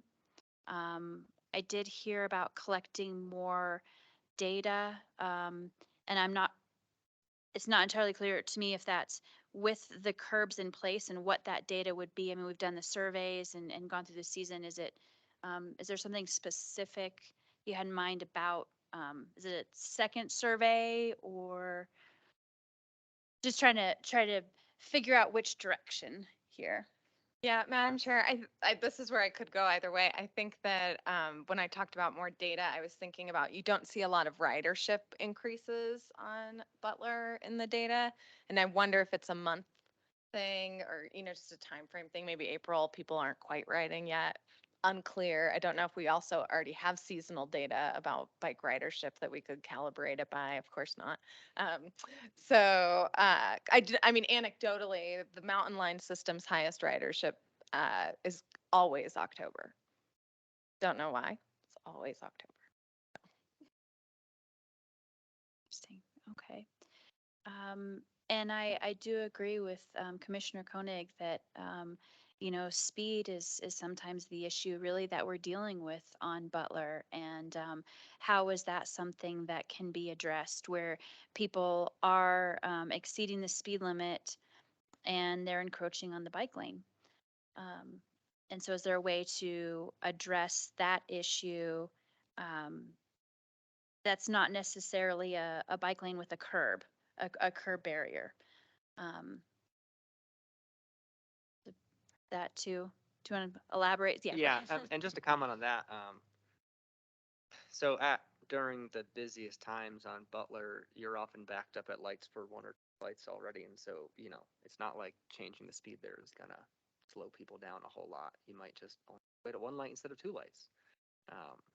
So yeah, I don't know where that comes in the recommendations, but I think it's a great suggestion.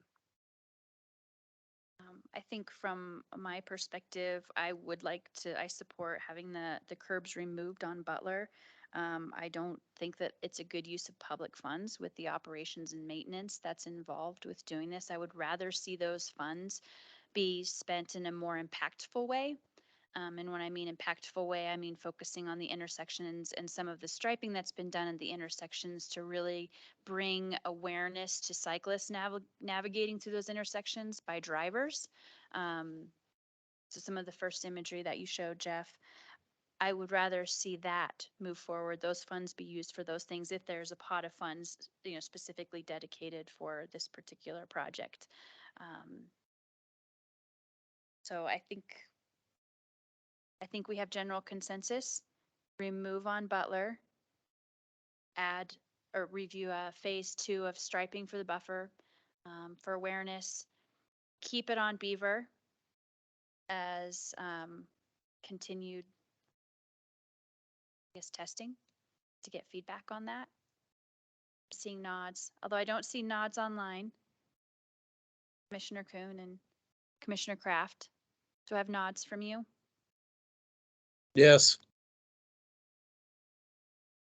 I guess the one question was just the timing on the remove from Butler. I think everybody thinks it should be removed by next winter at least, but when exactly that happens, I'm not sure if there's consensus. So a couple of people had suggested it being later in the summer or fall. I think logistically this needs to go through the public process, assemble all of the results from the survey, present to council. So we have a recommendation. The timing of the actual execution of this, I would guess wouldn't happen that quickly. Is that a safe assumption, Jeff? Yeah, the discussions are gonna happen pretty quick. 2 weeks from yesterday, we'll be through, excuse me, through these discussions. If we get direction at council to remove, if it's consistent with your recommendation, then yeah, we'll jump right into figuring out, kind of like we did installation. We'll try to find a JOC contractor and or maybe Public Works can help us. I'm not sure, but we'll jump right into that unless, I mean, I heard some notion, maybe we should leave them up for the summer to see how ridership goes. If we do that and wait too long to do the buffers, then we won't be able to measure the fall. I would prefer just to move to the next phase as soon as possible, if that's what the consensus is from the different groups. Or actually, what city council wants to do is really where we're at. We're all just making recommendations, so. But I would just move forward right away, and right away is, pretty quickly into the contracting part, and then just see how quickly people are available to make that happen.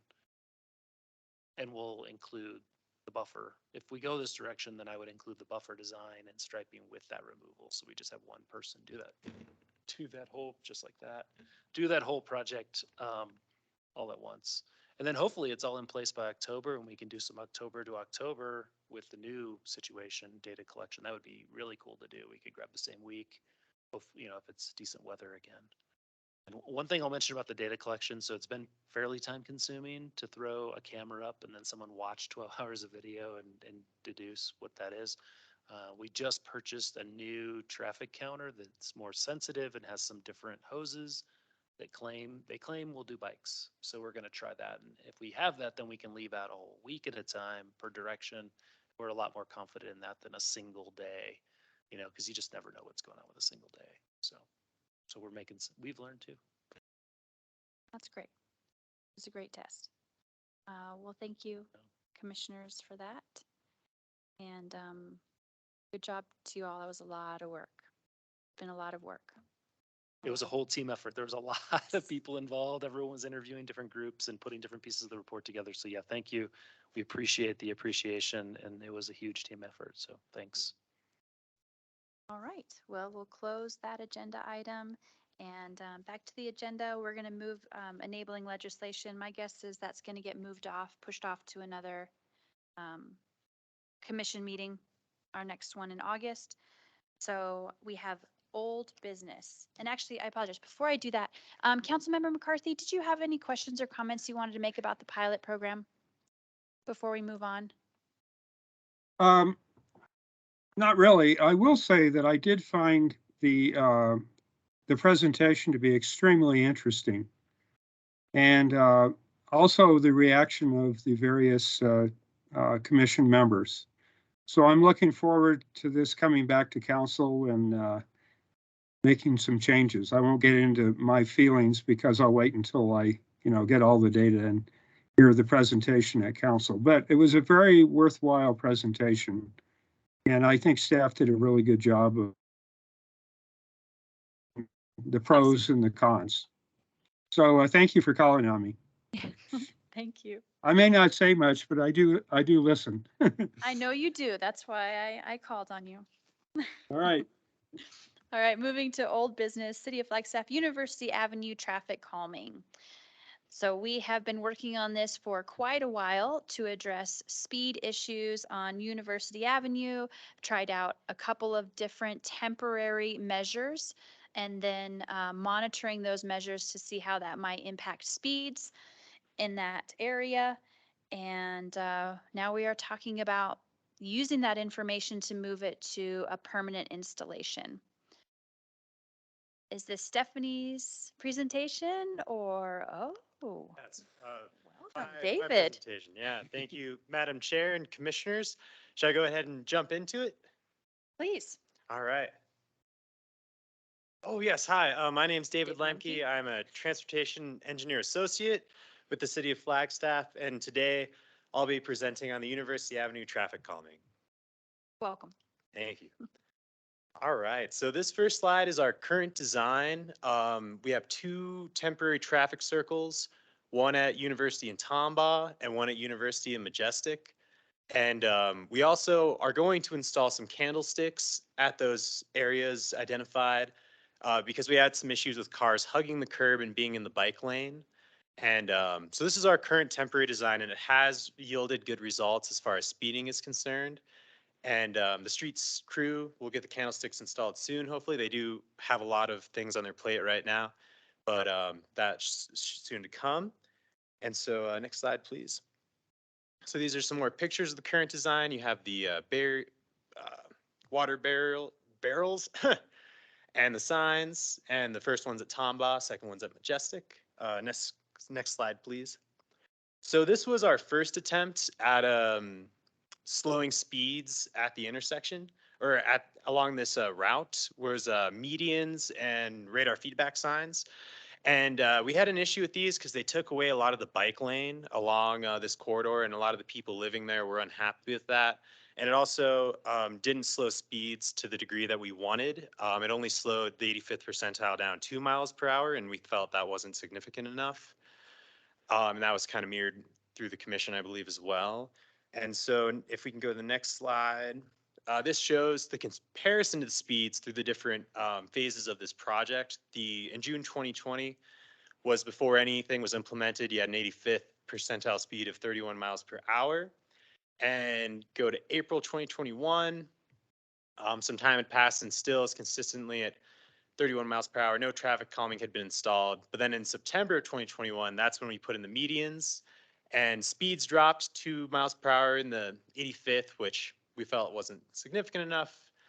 And also took away the bike lanes. So we thought, okay, what's something we can do that still maintains the bike lanes but can slow speed? So we tried traffic circles, and initially we only did one at Tombaugh, and that was unsuccessful. It slowed speeds in one direction going into the neighborhood, but not leaving. So we installed another temporary traffic circle at Majestic. And that's the final speed data you can see. And we did see a good decrease. The 85th is now at 27 miles per hour, and the 50th percentile, or the median, is at 23 miles per hour, so it's definitely getting speeds down. And then next slide, please. And this is a summary of all the improvements in that area. It also includes Woody Way improvements like the raised crosswalks.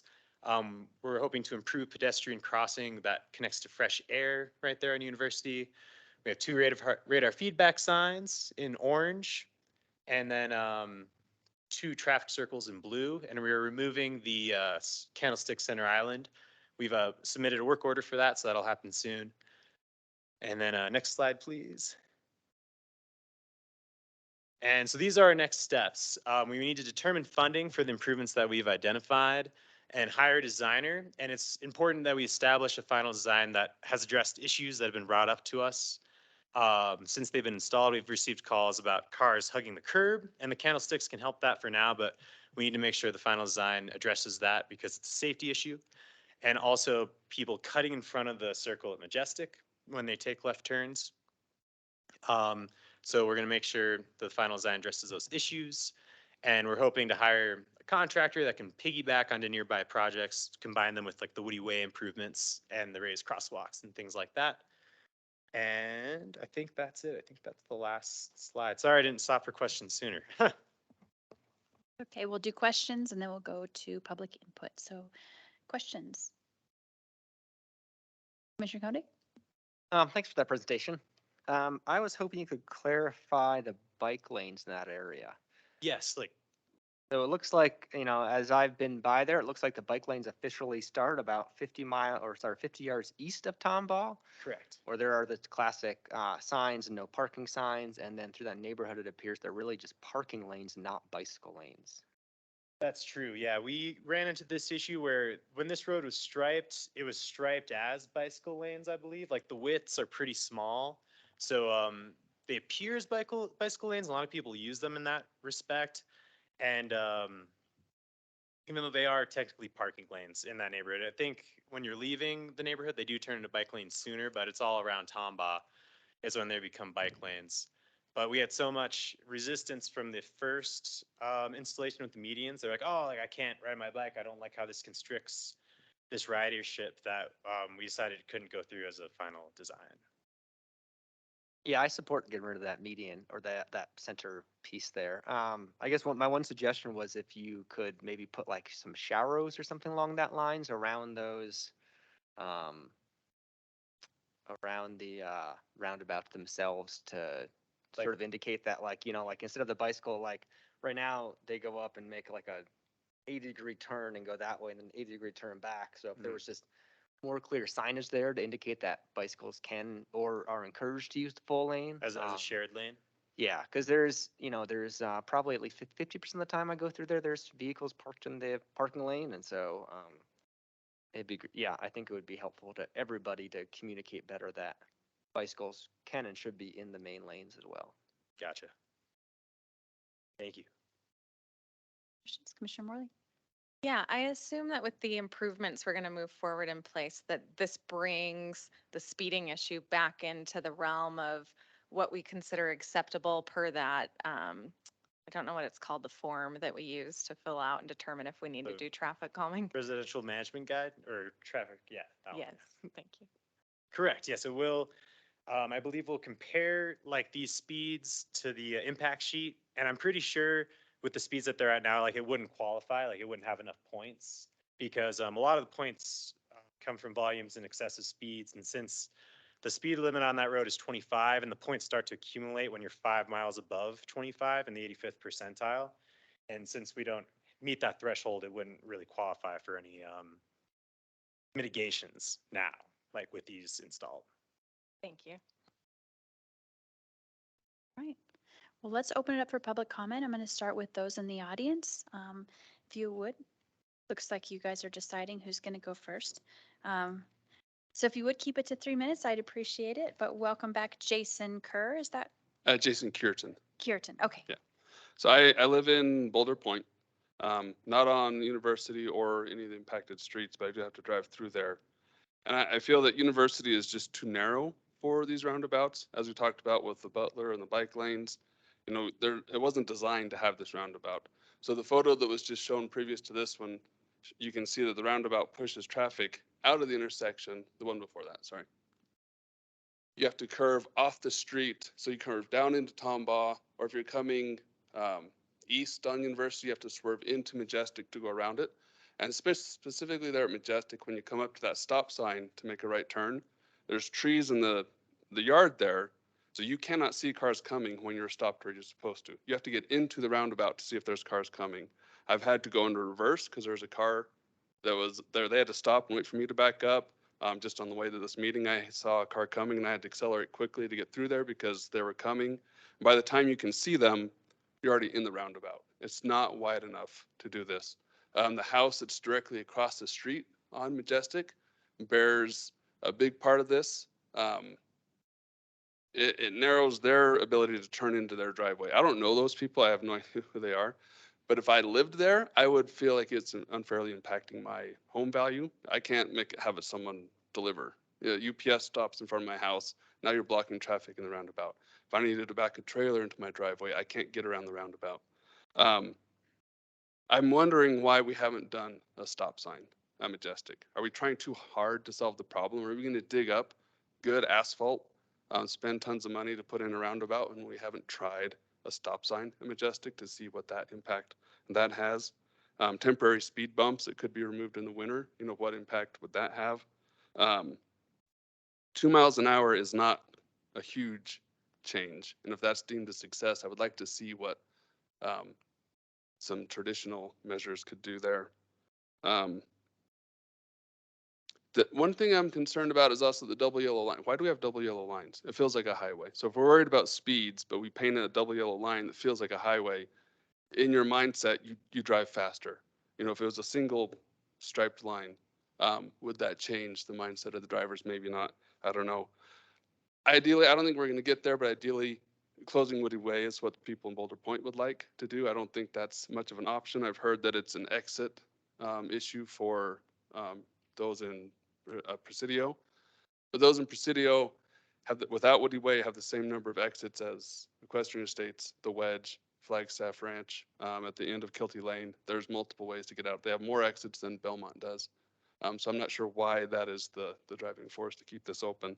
Again, just to summarize, I don't think the increased danger and risk at Majestic pulling into a roundabout is worth the 2 miles an hour, and I would like to see a stop sign tried before we go into this permanent phase.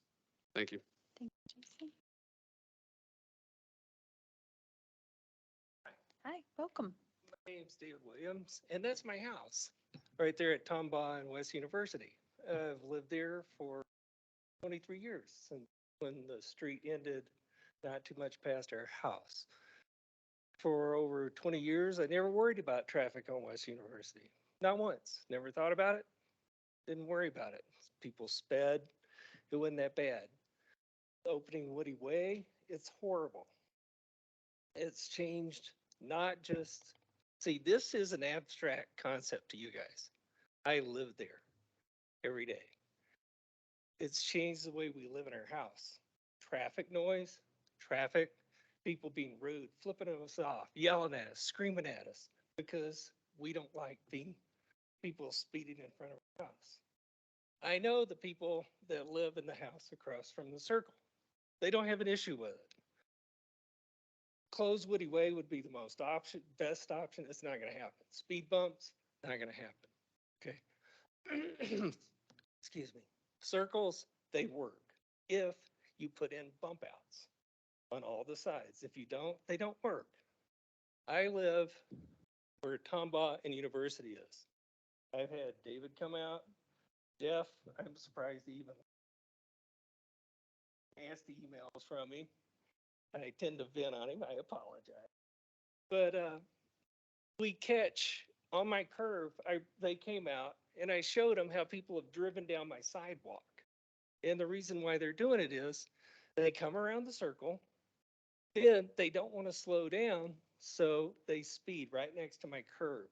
And I'm not joking. This is the street. If I'm standing, any pedestrians going down the street, there's much more pedestrians than bicycles. Trust me. I've had a car. I was shoveling snow. Truck hit my shovel while I was on my sidewalk. ruined living in my house with the traffic. I can't even walk down my sidewalk without cars passing me at over 30 miles an hour in the snow, texting, blocking the sun. This is what I live with every day. And I'm sorry, but I'm trying to hold my anger back because we've been screwed ever since you've opened up Woody Way. Every person that lives in all those, I know everybody that lives in all those homes, they will say the exact same thing to you. It's not, I live in the neighborhood. This is the street I live on. The area of Presidio was zoned for 1 acre lots when we bought our home. It was changed. This is all changed. If I notice, after talking to David and stuff, they have put in the code. If I park, because that is a parking lane, it's not a bike lane, which we've had to tell people. But if I park there, people slow down and go around it. It's just, please let them put in the bump outs on all 4 sides. And I have no problem with the circles, and neither does anybody else if you put in the bump outs. That's all I have to say. And I'm sorry to be, but I've never talked before a council. I've never emailed people in the city. I've lived here since '85, but this has just been a disaster, and you're not going to change it. So please try to fix what you can. Thank you very much. Thank you. We have a couple of folks online and go in order. Anyone else in here? I don't see anyone else. Okay, I'm going to start with Scott Richardson. And go ahead, Scott. Hi, good afternoon, commissioners. Julie, good to see you again. I would like to, I was going to have this whole thing, but Mr. Williams and Jason certainly said everything very well. It's the Woody Way access that's causing these problems. All the descriptions that Dave and Jason said are exactly true. Up on the sidewalk, failing to slow down around the bump outs. If you're walking on the sidewalk near a bump out and somebody's coming, that's forcing that traffic to the sidewalk right at people. And they're not slowing down. 2 miles an hour, come on, please. That's nothing. That is not a success. So we support what's been said. If the bump outs are installed, we hope to see those tested before they become permanent to make sure they're in the right places, designed the right way to accommodate or to reduce the speeds. The raised crosswalks, very interesting idea. If it's at Woody Way area, then they should certainly be at the Majestic and University Avenue and maybe other places too, but being that closest to my house, those are the two where we've seen dangerous interactions between pedestrians and vehicles, unable to see around these, and of course not slowing down. So again, and I know that everybody's always said you can't have speed bumps, you can't close Woody Way. Well, once again, all the neighborhood is saying that is the cheapest way and the most effective. These problems started when Woody Way access was opened. It's very clear. And it's very clear that that will be the remedy. And the price to put that up will be minuscule compared to, while we're not against these traffic circles with the sidewalk bump outs, there's still an easy solution also. And we really ask that it's considered again, even though it's been turned down, as those raised crosswalks and closing Woody Way. Hello, Lisa Richardson here. I totally agree with what my husband says and Dave Williams. I would like to see if we could do an option of the raised crosswalks I didn't see that in any of the options when this first was started. And now I see that that will be done at Woody Way. Why can't we try that here and see if it works? I think it would slow it down. I see crazy things happen. I see little kids riding their bicycles and cars and trucks, mostly trucks, cutting them off. Cutting before the circle going around, and you can't see the kids. I've run in the street yelling, just saying, slow down, slow down. It's unsafe. I don't want to see anybody hurt. We do ask for your help. We know that you guys have been working so hard on this street. It's a hassle. We get it. I do appreciate what you're doing, but I would like to see another option of the raised crosswalks. Thank you. Thank you. We'll go to Alicia and then Jared. Hi, my name is Alicia Mitchell, and I'm here with my daughter, Elliot. We live in Boulder Point, and we very much appreciate you trying to slow down traffic on University. We for sure are fans of that, but we've noticed some trouble with the current measure at Majestic and University that we wanted to mention. Okay, so when cars are on University Drive, On Majestic. Majestic, Mhm. then I'm talking about University. Mhm. They have to swerve into the pedestrians lane, and they really can't see the pedestrians until the last minute, and by that time it's really too late. And if you're on Majestic and you're at the stop sign, you can't see if people are coming. So when you pull forward to see if they're coming, there's a chance that you could get hit by the cars that you're trying to see if they're coming, because you can't see them until you're in their way, and it's really not. It's not a good. It's really good that you're trying to slow them down, but it's not good because someone is going to get run over or hurt seriously. Good. Thank you. So I think that our concern is that they're at Majestic, that the cars are in danger, and then also, as mentioned by our neighbors, the pedestrians are in harm's way because of the traffic swerving into them. And so I very much, either there needs to be enough space there for a true traffic circle so that no one's in danger, or a stop sign, or some other measure. We would really appreciate it. Thank you. All right, Jared. Yes, I live in the Boulder Point area. I apologize, I'm pacing right now. The traffic circles that I've noticed is, again, going north on Majestic. Again, as everybody has said, you can't see the traffic coming eastbound, so you pull out there. I've almost been hit on my bike twice going westbound on University, going through the Tombau intersection, just because they don't, they'll curve into that bike lane or whatever you want to call it. And then they obviously with the candlesticks, they won't curve back out. So I've almost been hit twice. I've had people turn left from going westbound on University in front of the traffic circle instead of going around it.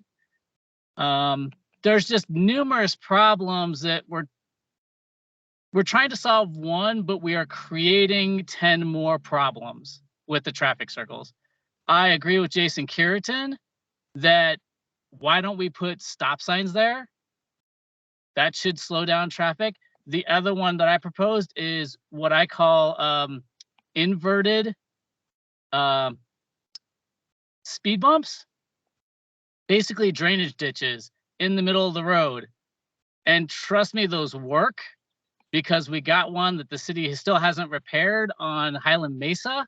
If you're going Highland Mesa eastbound, you'll hit that, and if you don't slow down, you'll launch your car on that one. But there is one there, and we could put those in. Those, I call them reverse speed bumps. They're drainage ditches that could be put in there. They won't affect the snow plowing because the snow plows go right over them without damaging the front of their plows.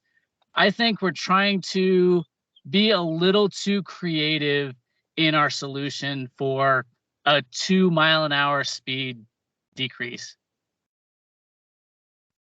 Thank you. Thank you, Jared. Right, we have Brian Lee Wilson, followed by John and Suzette, and I can't see the full last name. Brian Wilson, go ahead. Yes, thank you, Madam Chair. I want to pass on some comments that I've received from a number of different owners. I've tried to summarize them. They're basically fall into three major issues, a couple that have been mentioned by a number of other, speakers earlier. Number one, basically every single owner that I have heard from has observed numerous times where vehicles will cut the corner when they're traveling westbound on University to turn south on Majestic. Especially larger vehicles will do that. That's been a concern for everyone. Number two, most of the people also talked what other people mentioned about the challenges with the visibility and the speed of traffic traveling eastbound on University. Basically, the eastbound traffic on University, when they merge with the northbound traffic from Majestic, create a very, very challenging situation at best. But a number of people found it very, very uncomfortable. And I think some earlier speakers talked about, near collisions or having to back up. But I've heard that frequently from other owners who weren't able to attend the meeting and share that themselves. The last thing that I heard from a number of owners also is that they don't feel like there's been much impact on westbound traffic from University before Majestic and then traveling through the intersection of Majestic, continuing westbound. Basically the second traffic circle near Majestic and University does a great job of slowing down westbound traffic that has to turn south onto Majestic because it's such a sharp obstacle that they have to maneuver around. But the cars that we really want to slow down are the ones that go straight through on University, bypassing Majestic. And those are the ones that don't slow down at all based on this circle. And they're the ones that are speeding on University between Majestic and Highland Mesa. So those were three frequent points. Thank you, for the opportunity to pass them on. Thank you, Brian. All right, John and Suzette. Hi, my name is John Strite, and my wife is Suzette, and we live in Boulder Point. We talk a lot about the speed, which is definitely an issue and something that needs to be addressed, but we don't talk about the increased traffic flow since Woody Way has been open. And I don't think these neighborhood streets were designed to have the amount of traffic that now flows from Presidio through these neighborhoods. So that's an issue that I don't think's been addressed. I echo all the same concerns that have been brought up about the two traffic circles. And I think by doing those, we've created additional hazards well over and above the hazard of the increased speed and issues with the traffic. I also question, why hasn't there been any traffic mitigation efforts put east of Majestic? People still don't stop at the stop signs at Axe Handle and Woody Way and Axe Handle and Highland Mesa. They don't stop at the stop sign at University and Highland Mesa.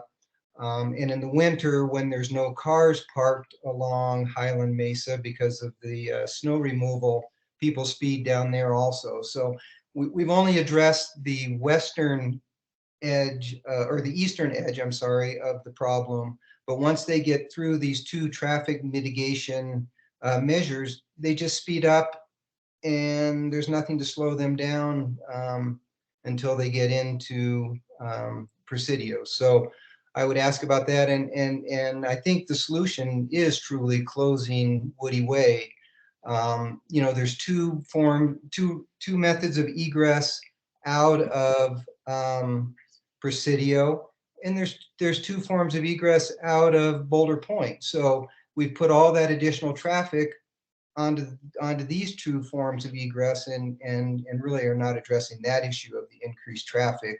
And we haven't really address the issue of the speed by only reducing it by 2 miles an hour. So again, I echo the concerns of safety that everybody else has raised about the traffic circles, and also what it's like to walk down the sidewalk and have cars coming at you as they go around these traffic circles at too high of a rate of speed, like it's a race course. So thank you for your efforts. We appreciate that you are looking at this, and I would ask that there's further review and investigation before anything permanent is done. You know, I really would suggest that people come out here and see what it's like, not just put up traffic monitoring systems that give you electronic feedback, but somebody come out here and stand for a while and watch what the traffic does. I think you'll be surprised. So thank you very much, and thank you for allowing us to give our input. Thank you, John. I've got 2 more speakers, Mike and then Janelle. Go ahead, Mike. Can you hear me okay? I sure can. Okay, yeah, so I live on University Avenue, roughly on the curve that's to the west of these 2 installations. And just to quickly kind of go back over the last 3 years of process that we've gone through. In 2019 at my house, we had 1,000 cars a day, and the operating speed was 35 miles an hour. And now we're looking at, instead of 1,000 cars a day with the opening of Woody Way, we have 1,600 cars a day. And at the location of these 2 attempted mitigation measures, we have 2,500 cars a day. And 1,000 cars a day worth of that traffic is cut through from Presidio. And so this is primarily a design issue, and these small mitigation efforts really are going to struggle to be able to address that. You can't expect residential streets that are typically designed for 500 cars a day to accommodate 2,500 cars a day safely. And I would really continue to encourage everybody to reflect on what the mission of this commission is in terms of enhancing the public safety on our streets, and to maybe understand that the public safety issue that everybody in this neighborhood is continually bringing to this commission is actually a serious one. And yeah, I guess that's all I'll add. I agree with what some of my other neighbors have said in terms of needing to reconsider closing Woody Way, and I'd like to see the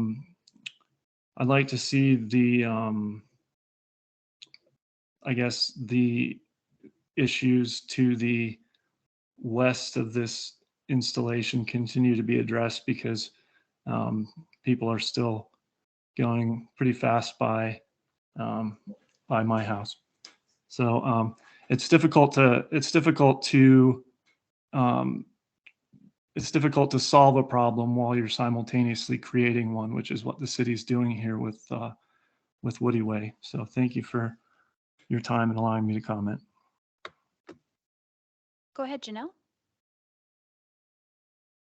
Hello, hi, yes, my name is Janelle Renberg. I am a resident of Boulder Point, and I really just wanted to share my experiences more from a pedestrian side interacting with these traffic calming measures. So for the longest time to get around town and to get to my job, I tend to walk along University, so that way I can access the Route 8 and the Route 10 bus stops.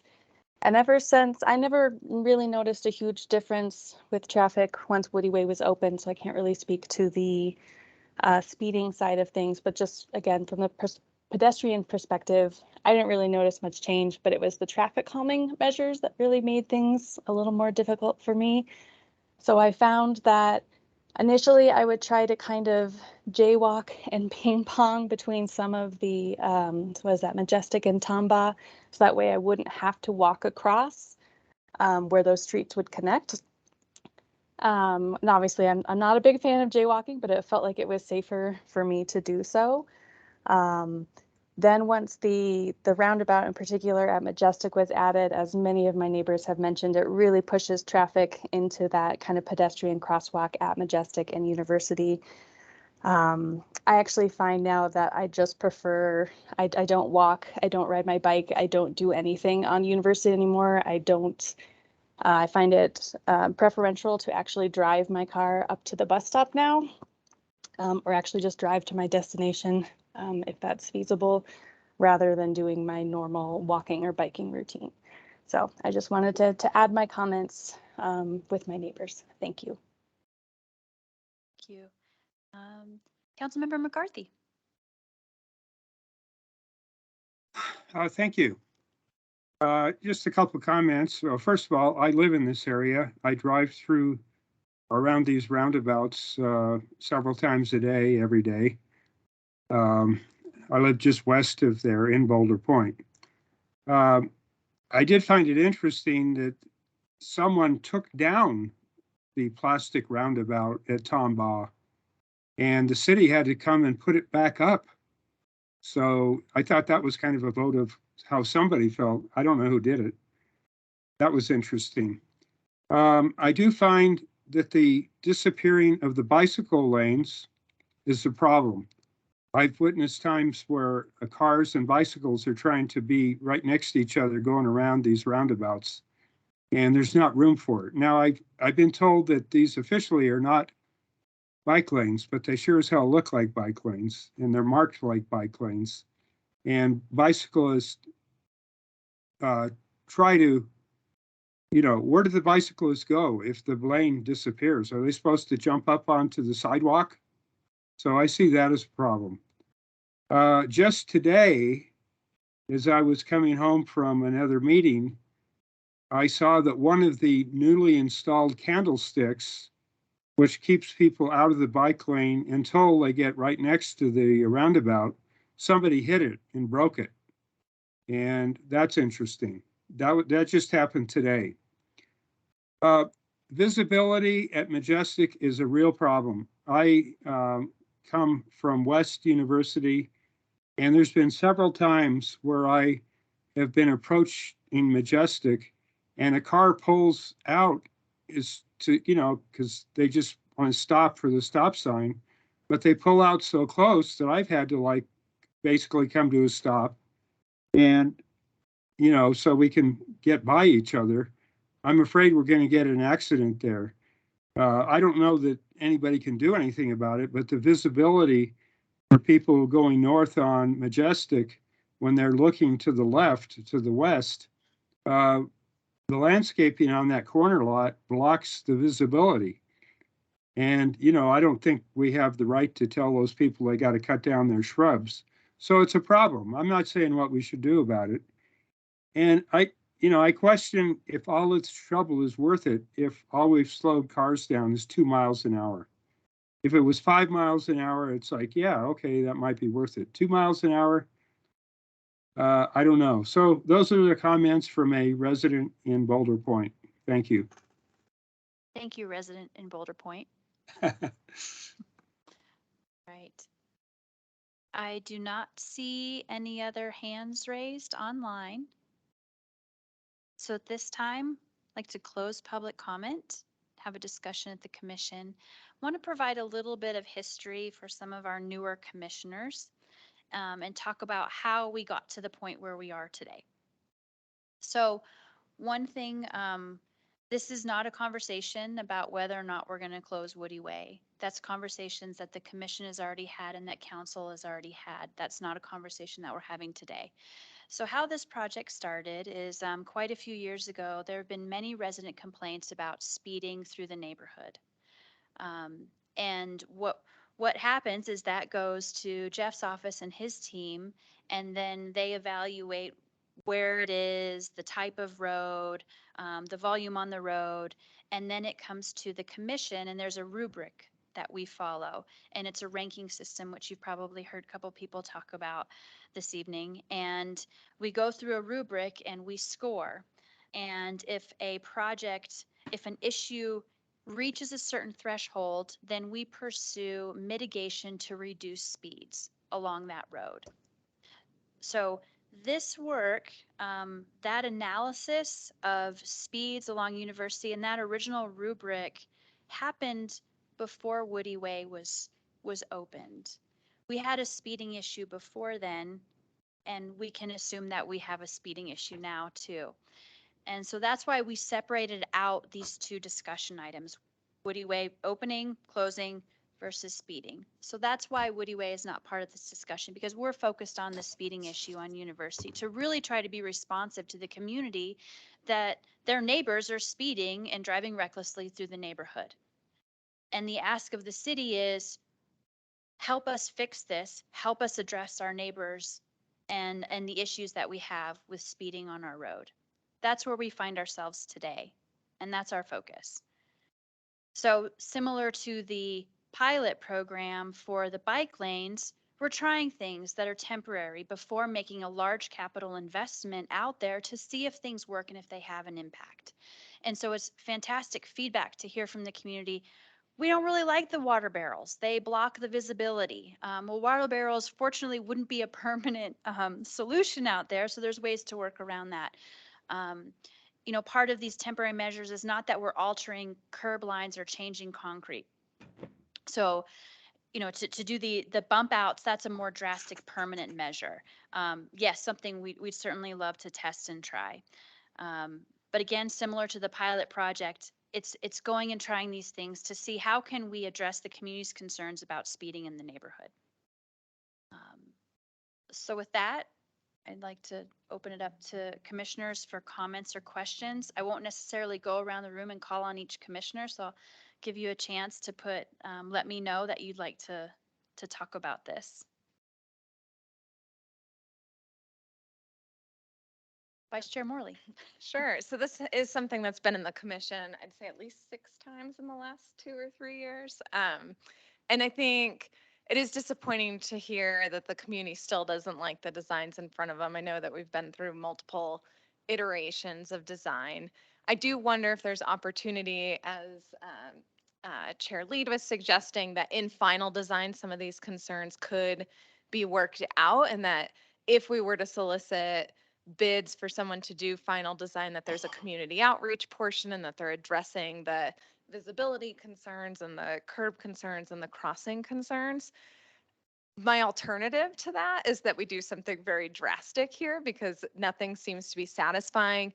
My gut is that traffic volumes are only going to increase. Woody Mountain Road's going to get more development. More people are going to use this route to get places. And so maybe, I don't know, maybe we do something way more drastic that we've never done before, or that I think there was one alternative over in Country Club that we looked at about, it was really like a single lane-ish with bike lanes and cars kind of had to navigate past each other.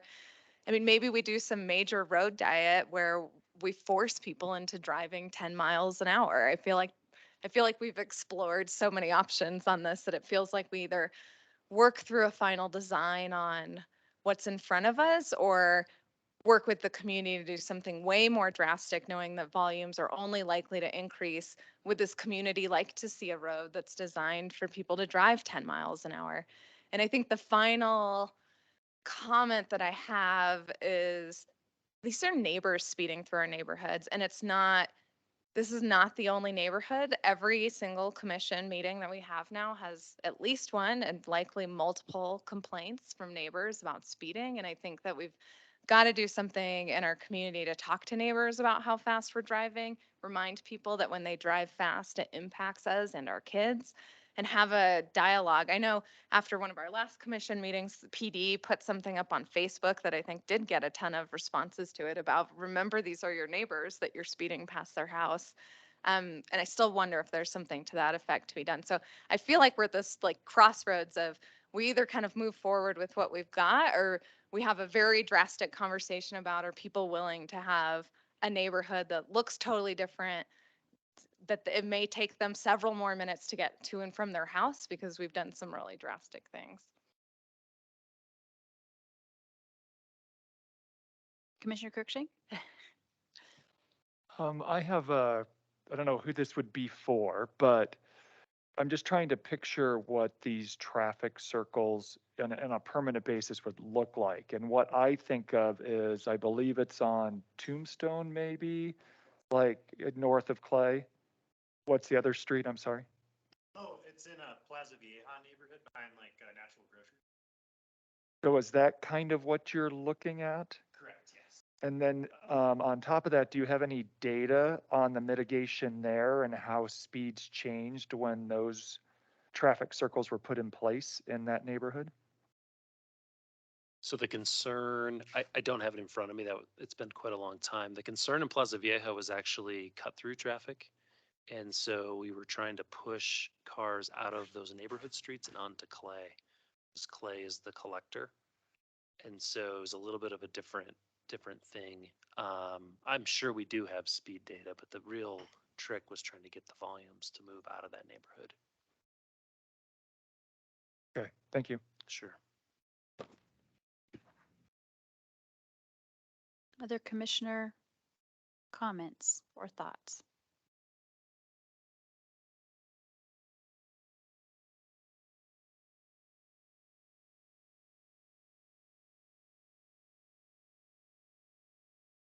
Jeff, would you mind addressing the stop sign? Sure. So stop signs typically, and we heard from one of the caller or one of the team's people, stop signs are typically not obeyed when you install them in places that they don't really make sense. Like if we installed stop signs on University Avenue here, people would recognize them as a nuisance. We would see a lot of stop sign running, which can lead to crash issues. It also can lead to people ignoring stop signs in other places. We've never done the study, but I've read multiple times that people tend to get annoyed with these nuisance stop signs and actually speed up in between to try to make up time. So the idea with the traffic calming is to slow people down, not aggravate them with nuisance stop signs. Yeah. The issues that carry on from there. While I have the microphone, the data, we didn't get to 5 miles per hour, but we did get to 4 miles per hour. I know a lot of people said 2. 2 miles per hour is what we achieved with the previous traffic calming setup. So the new traffic calming setup with the 2 mini circles got us to 4. And we would expect, and that was without the bump outs or the candlesticks, we would expect those to also improve the speed reduction. So permanent would be a little bit better, and the candlesticks would be better as well. If you'd like me to address the visibility, I could, because we've actually been working on that issue. That would be great. We didn't, Thank you, we Jeff. didn't bring it up, but we certainly can talk about it. Oops, wrong way. And Commissioner Kuhn, I'll get to you next. Oh, I'm sorry. So yeah, so what's been identified, I use my cursor, is there's vegetation here on this corner. And it's always been there. But I think what's changed is drivers traveling eastbound tend to hug the curb. And so now they're less visible because they're not out in the normal travel lane position. They're hugging the curb. Candlesticks or bump out fix that issue and put people back to where they used to be. So the condition wouldn't be any worse than it was prior to the mini circle. And you've also been addressing this. Yes, correct. I visited that house yesterday, knocked on the, I could talk to them about trimming the trees, but they were unavailable, so let's better explain the situation. And another issue is we have that candlestick median, just a little bit way down from this, that we weren't able to the street kind of stretched a little thin. But I did submit a work to have that removed, and I'll keep in the center of the lane. Right now they're being pushed to the right. Once that's removed, the center lane, but visibility is an issue, and that's something we're really grateful for people. That in the beginning, we are trying to get those candlesticks in cars, center of the lane, and also remove them. And then David, next time use the mic, just so our folks online can hear you. We can hear you very well because you're right here, but. Can he repeat that? Because I didn't hear any of it. Yeah. My apologies. Yes. So basically, or like summarized, we're going to remove the median that's down the street from Majestic, or like down on University, to keep cars centered. We've reached out to the house on the corner to ask them to trim their trees. And we're gonna install the candlesticks to keep them centered as they approach the circle to improve visibility. Thank you, David. Commissioner Kuhn. Oh, sorry. Sorry if Commissioner I could Kuhn, then just Commissioner Kraft. interject there. What is the height of the permanent circles? Because you're saying a lot of the visibility is the height of these things, and the real ones aren't that high. Typically, like the mini circles in La Plaza Vieja, they're just raised curb, so they're 6 inches. We have in Plaza Vieja worked with the neighborhood to do some landscaping, but it's a tree and some other small things. So they would be, I think on average, they'd be smaller than these water barrels. I don't know that I may not have followed everyone's complaint about the visibility, but I don't think it's through the circle. You can see them on the picture. They're only 3 feet high, 2.5 feet high. I think the visibility concern was this one we were talking about addressing on that, on the corner. Thank you. Commissioner Kuhn. I just want to add, I've been on the commission a long time. This will be my last meeting, but we added stop signs in Bow and Arrow, and they backfired on us. People sped through them, then they speed up through them. The noise is significant. And people have asked to add stop signs. That's like, we've got to work on the islands and get them right, and so that people have the visibility and they still slow down. Putting speed bumps in or opposite bumps don't work either. Yeah, we did some stuff at schools, and now the kids actually will race cars through them to jump the speed bumps to see how far they can land. We've had some not so lucky in cars land where they're not supposed to land. So, and Jeff said it, Plaza Villa was too many cars going through, but those tended to work, and they're designed right, and the visibility, they'll work. So I'm generally hearing from commissioners to pursue a permanent design. I'm hearing from the community that they have a pedestrian visibility, that there needs to be a bump out, that the bike lane needs to be continued, sharrows included downstream, upstream of those traffic circles. I guess it would be to the west in this case. What else? In the absence of rebuilding the entire street, and redoing the entire Boulder Point, or not doing anything at all, I'm hearing that it's moving towards a permanent, or moving towards design of a permanent installation with circles, accommodating bike lanes, making sure pedestrians have a bit of a buffer, if that's possible at this location, with right of way. Yeah, so a little bit more, Yes. history. We, the last time we talked to the commission and the neighbors, this was kind of the final check off. We were going to try these, and if the data came in at the same or better than our previous, we would move forward with final design. So we didn't summarize that well for you, but we're getting to the same spot. So yeah, we can, let's look at the pictures. We went pretty big with these circles. You can see, this is Majestic. You can see where vehicles would get into this valley gutter, which is getting close to the crosswalk. We have the ability with the final design to make this a little bit smaller, which alone wouldn't be as effective.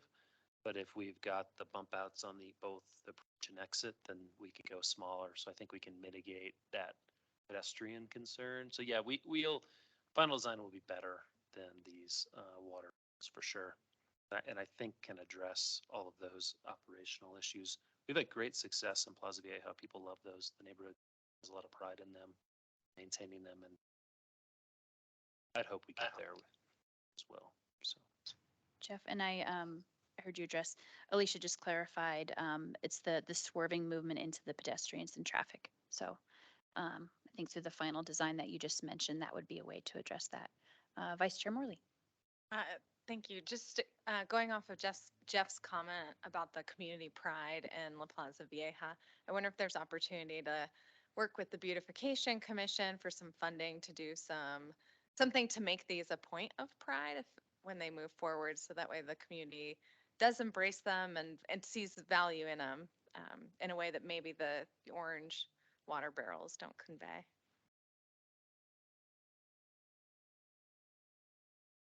Yeah, that's a good suggestion there. I think looking for pallets all the time, so be a good spot potentially. We will reach out to them. Any other comments from commissioners? No. Yes, Commissioner Hanson. It's a challenging conversation with a lot of history to come into kind of so late in the game, but I mean, my personal kind of opinion is that there's a solution with the circles, as we're calling them right now, but I definitely have seen the majestic one having to go into the pedestrian crosswalk there. So definitely, I think those can be addressed during design, but I think that there's a solution there. Thank you. All right, final call for commissioner comment.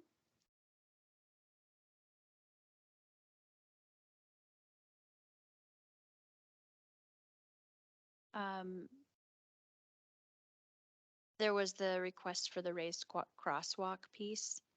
And I think if we're looking at an intersection where a crosswalk where you actually would have pedestrians crossing, is that the situation here? Or is that a question we can address now? Or is that something we need to address during design and not at this time? And the question is the installation of a raised crosswalk. So raised crosswalks, we don't have any in Flagstaff, plowing, sweeping, different issues.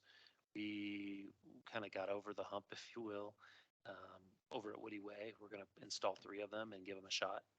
If they are successful, then I think they may be a tool in our toolbox. But at this point, yeah, we were just working with Public Works to try them, and those we ended up with 3. I think we asked for 1, and so I would say at this point they're really not in our toolbox, the vertical deflections, but they may be at some point in the future.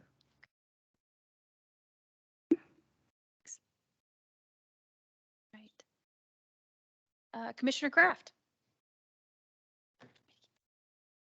Yeah, I'm curious, if you go to a quote unquote permanent solution with the circles, will there still be data gathered?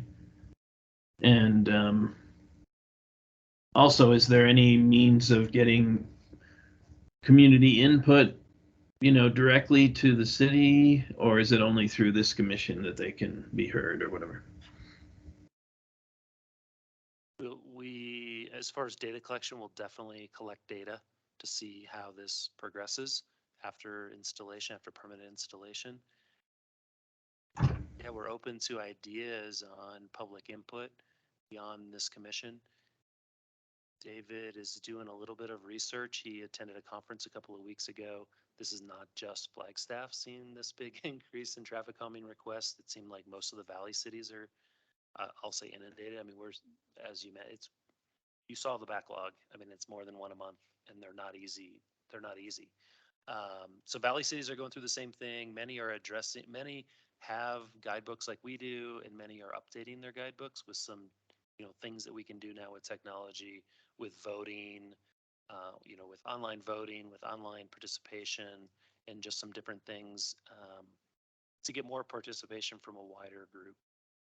So we're looking into that, and that's on our to-do list that you'll see. I don't think we'll get to it by August, but it's on our to-do list, and you'll be a big part of that discussion on if we modify this system to be a little more efficient or more inclusive or whatever we decide we want to do. So I think at this point, I don't have a great answer for more participation other than people do email and call me quite a bit, and then showing up to these public is a good forum. Thanks. Thank you, commissioners. I'm going to close this item. Do you have what you need from us? Okay, thank you. All right. We will postpone the conversation about enabling legislation till our August meeting. So with that, I would like to move into concluding general business. Under reports, see the report from the BAC and the PAC. Links are provided there. You can check those out. And Martin does record those meetings. The next meeting is Thursday. Tomorrow, that's PAC. And then BAC. Tomorrow is BAC and next week is PAC. And commissioners, you are more than welcome to sit in and participate in those meetings. Yes, go ahead, Commissioner. We have to be careful about open meeting laws if more than 4 of us try and participate, right? Which is part of the goal of having a particular liaison to the meetings. Which has never happened, but yes. Okay, I just, yeah. Thank you. Appreciate that reminder. I typically sit in on those meetings, but I have missed a couple very recently. All right, let's move to informational items too from commissioners and staff. Any items from commissioners? All right. Okay, I have a few items.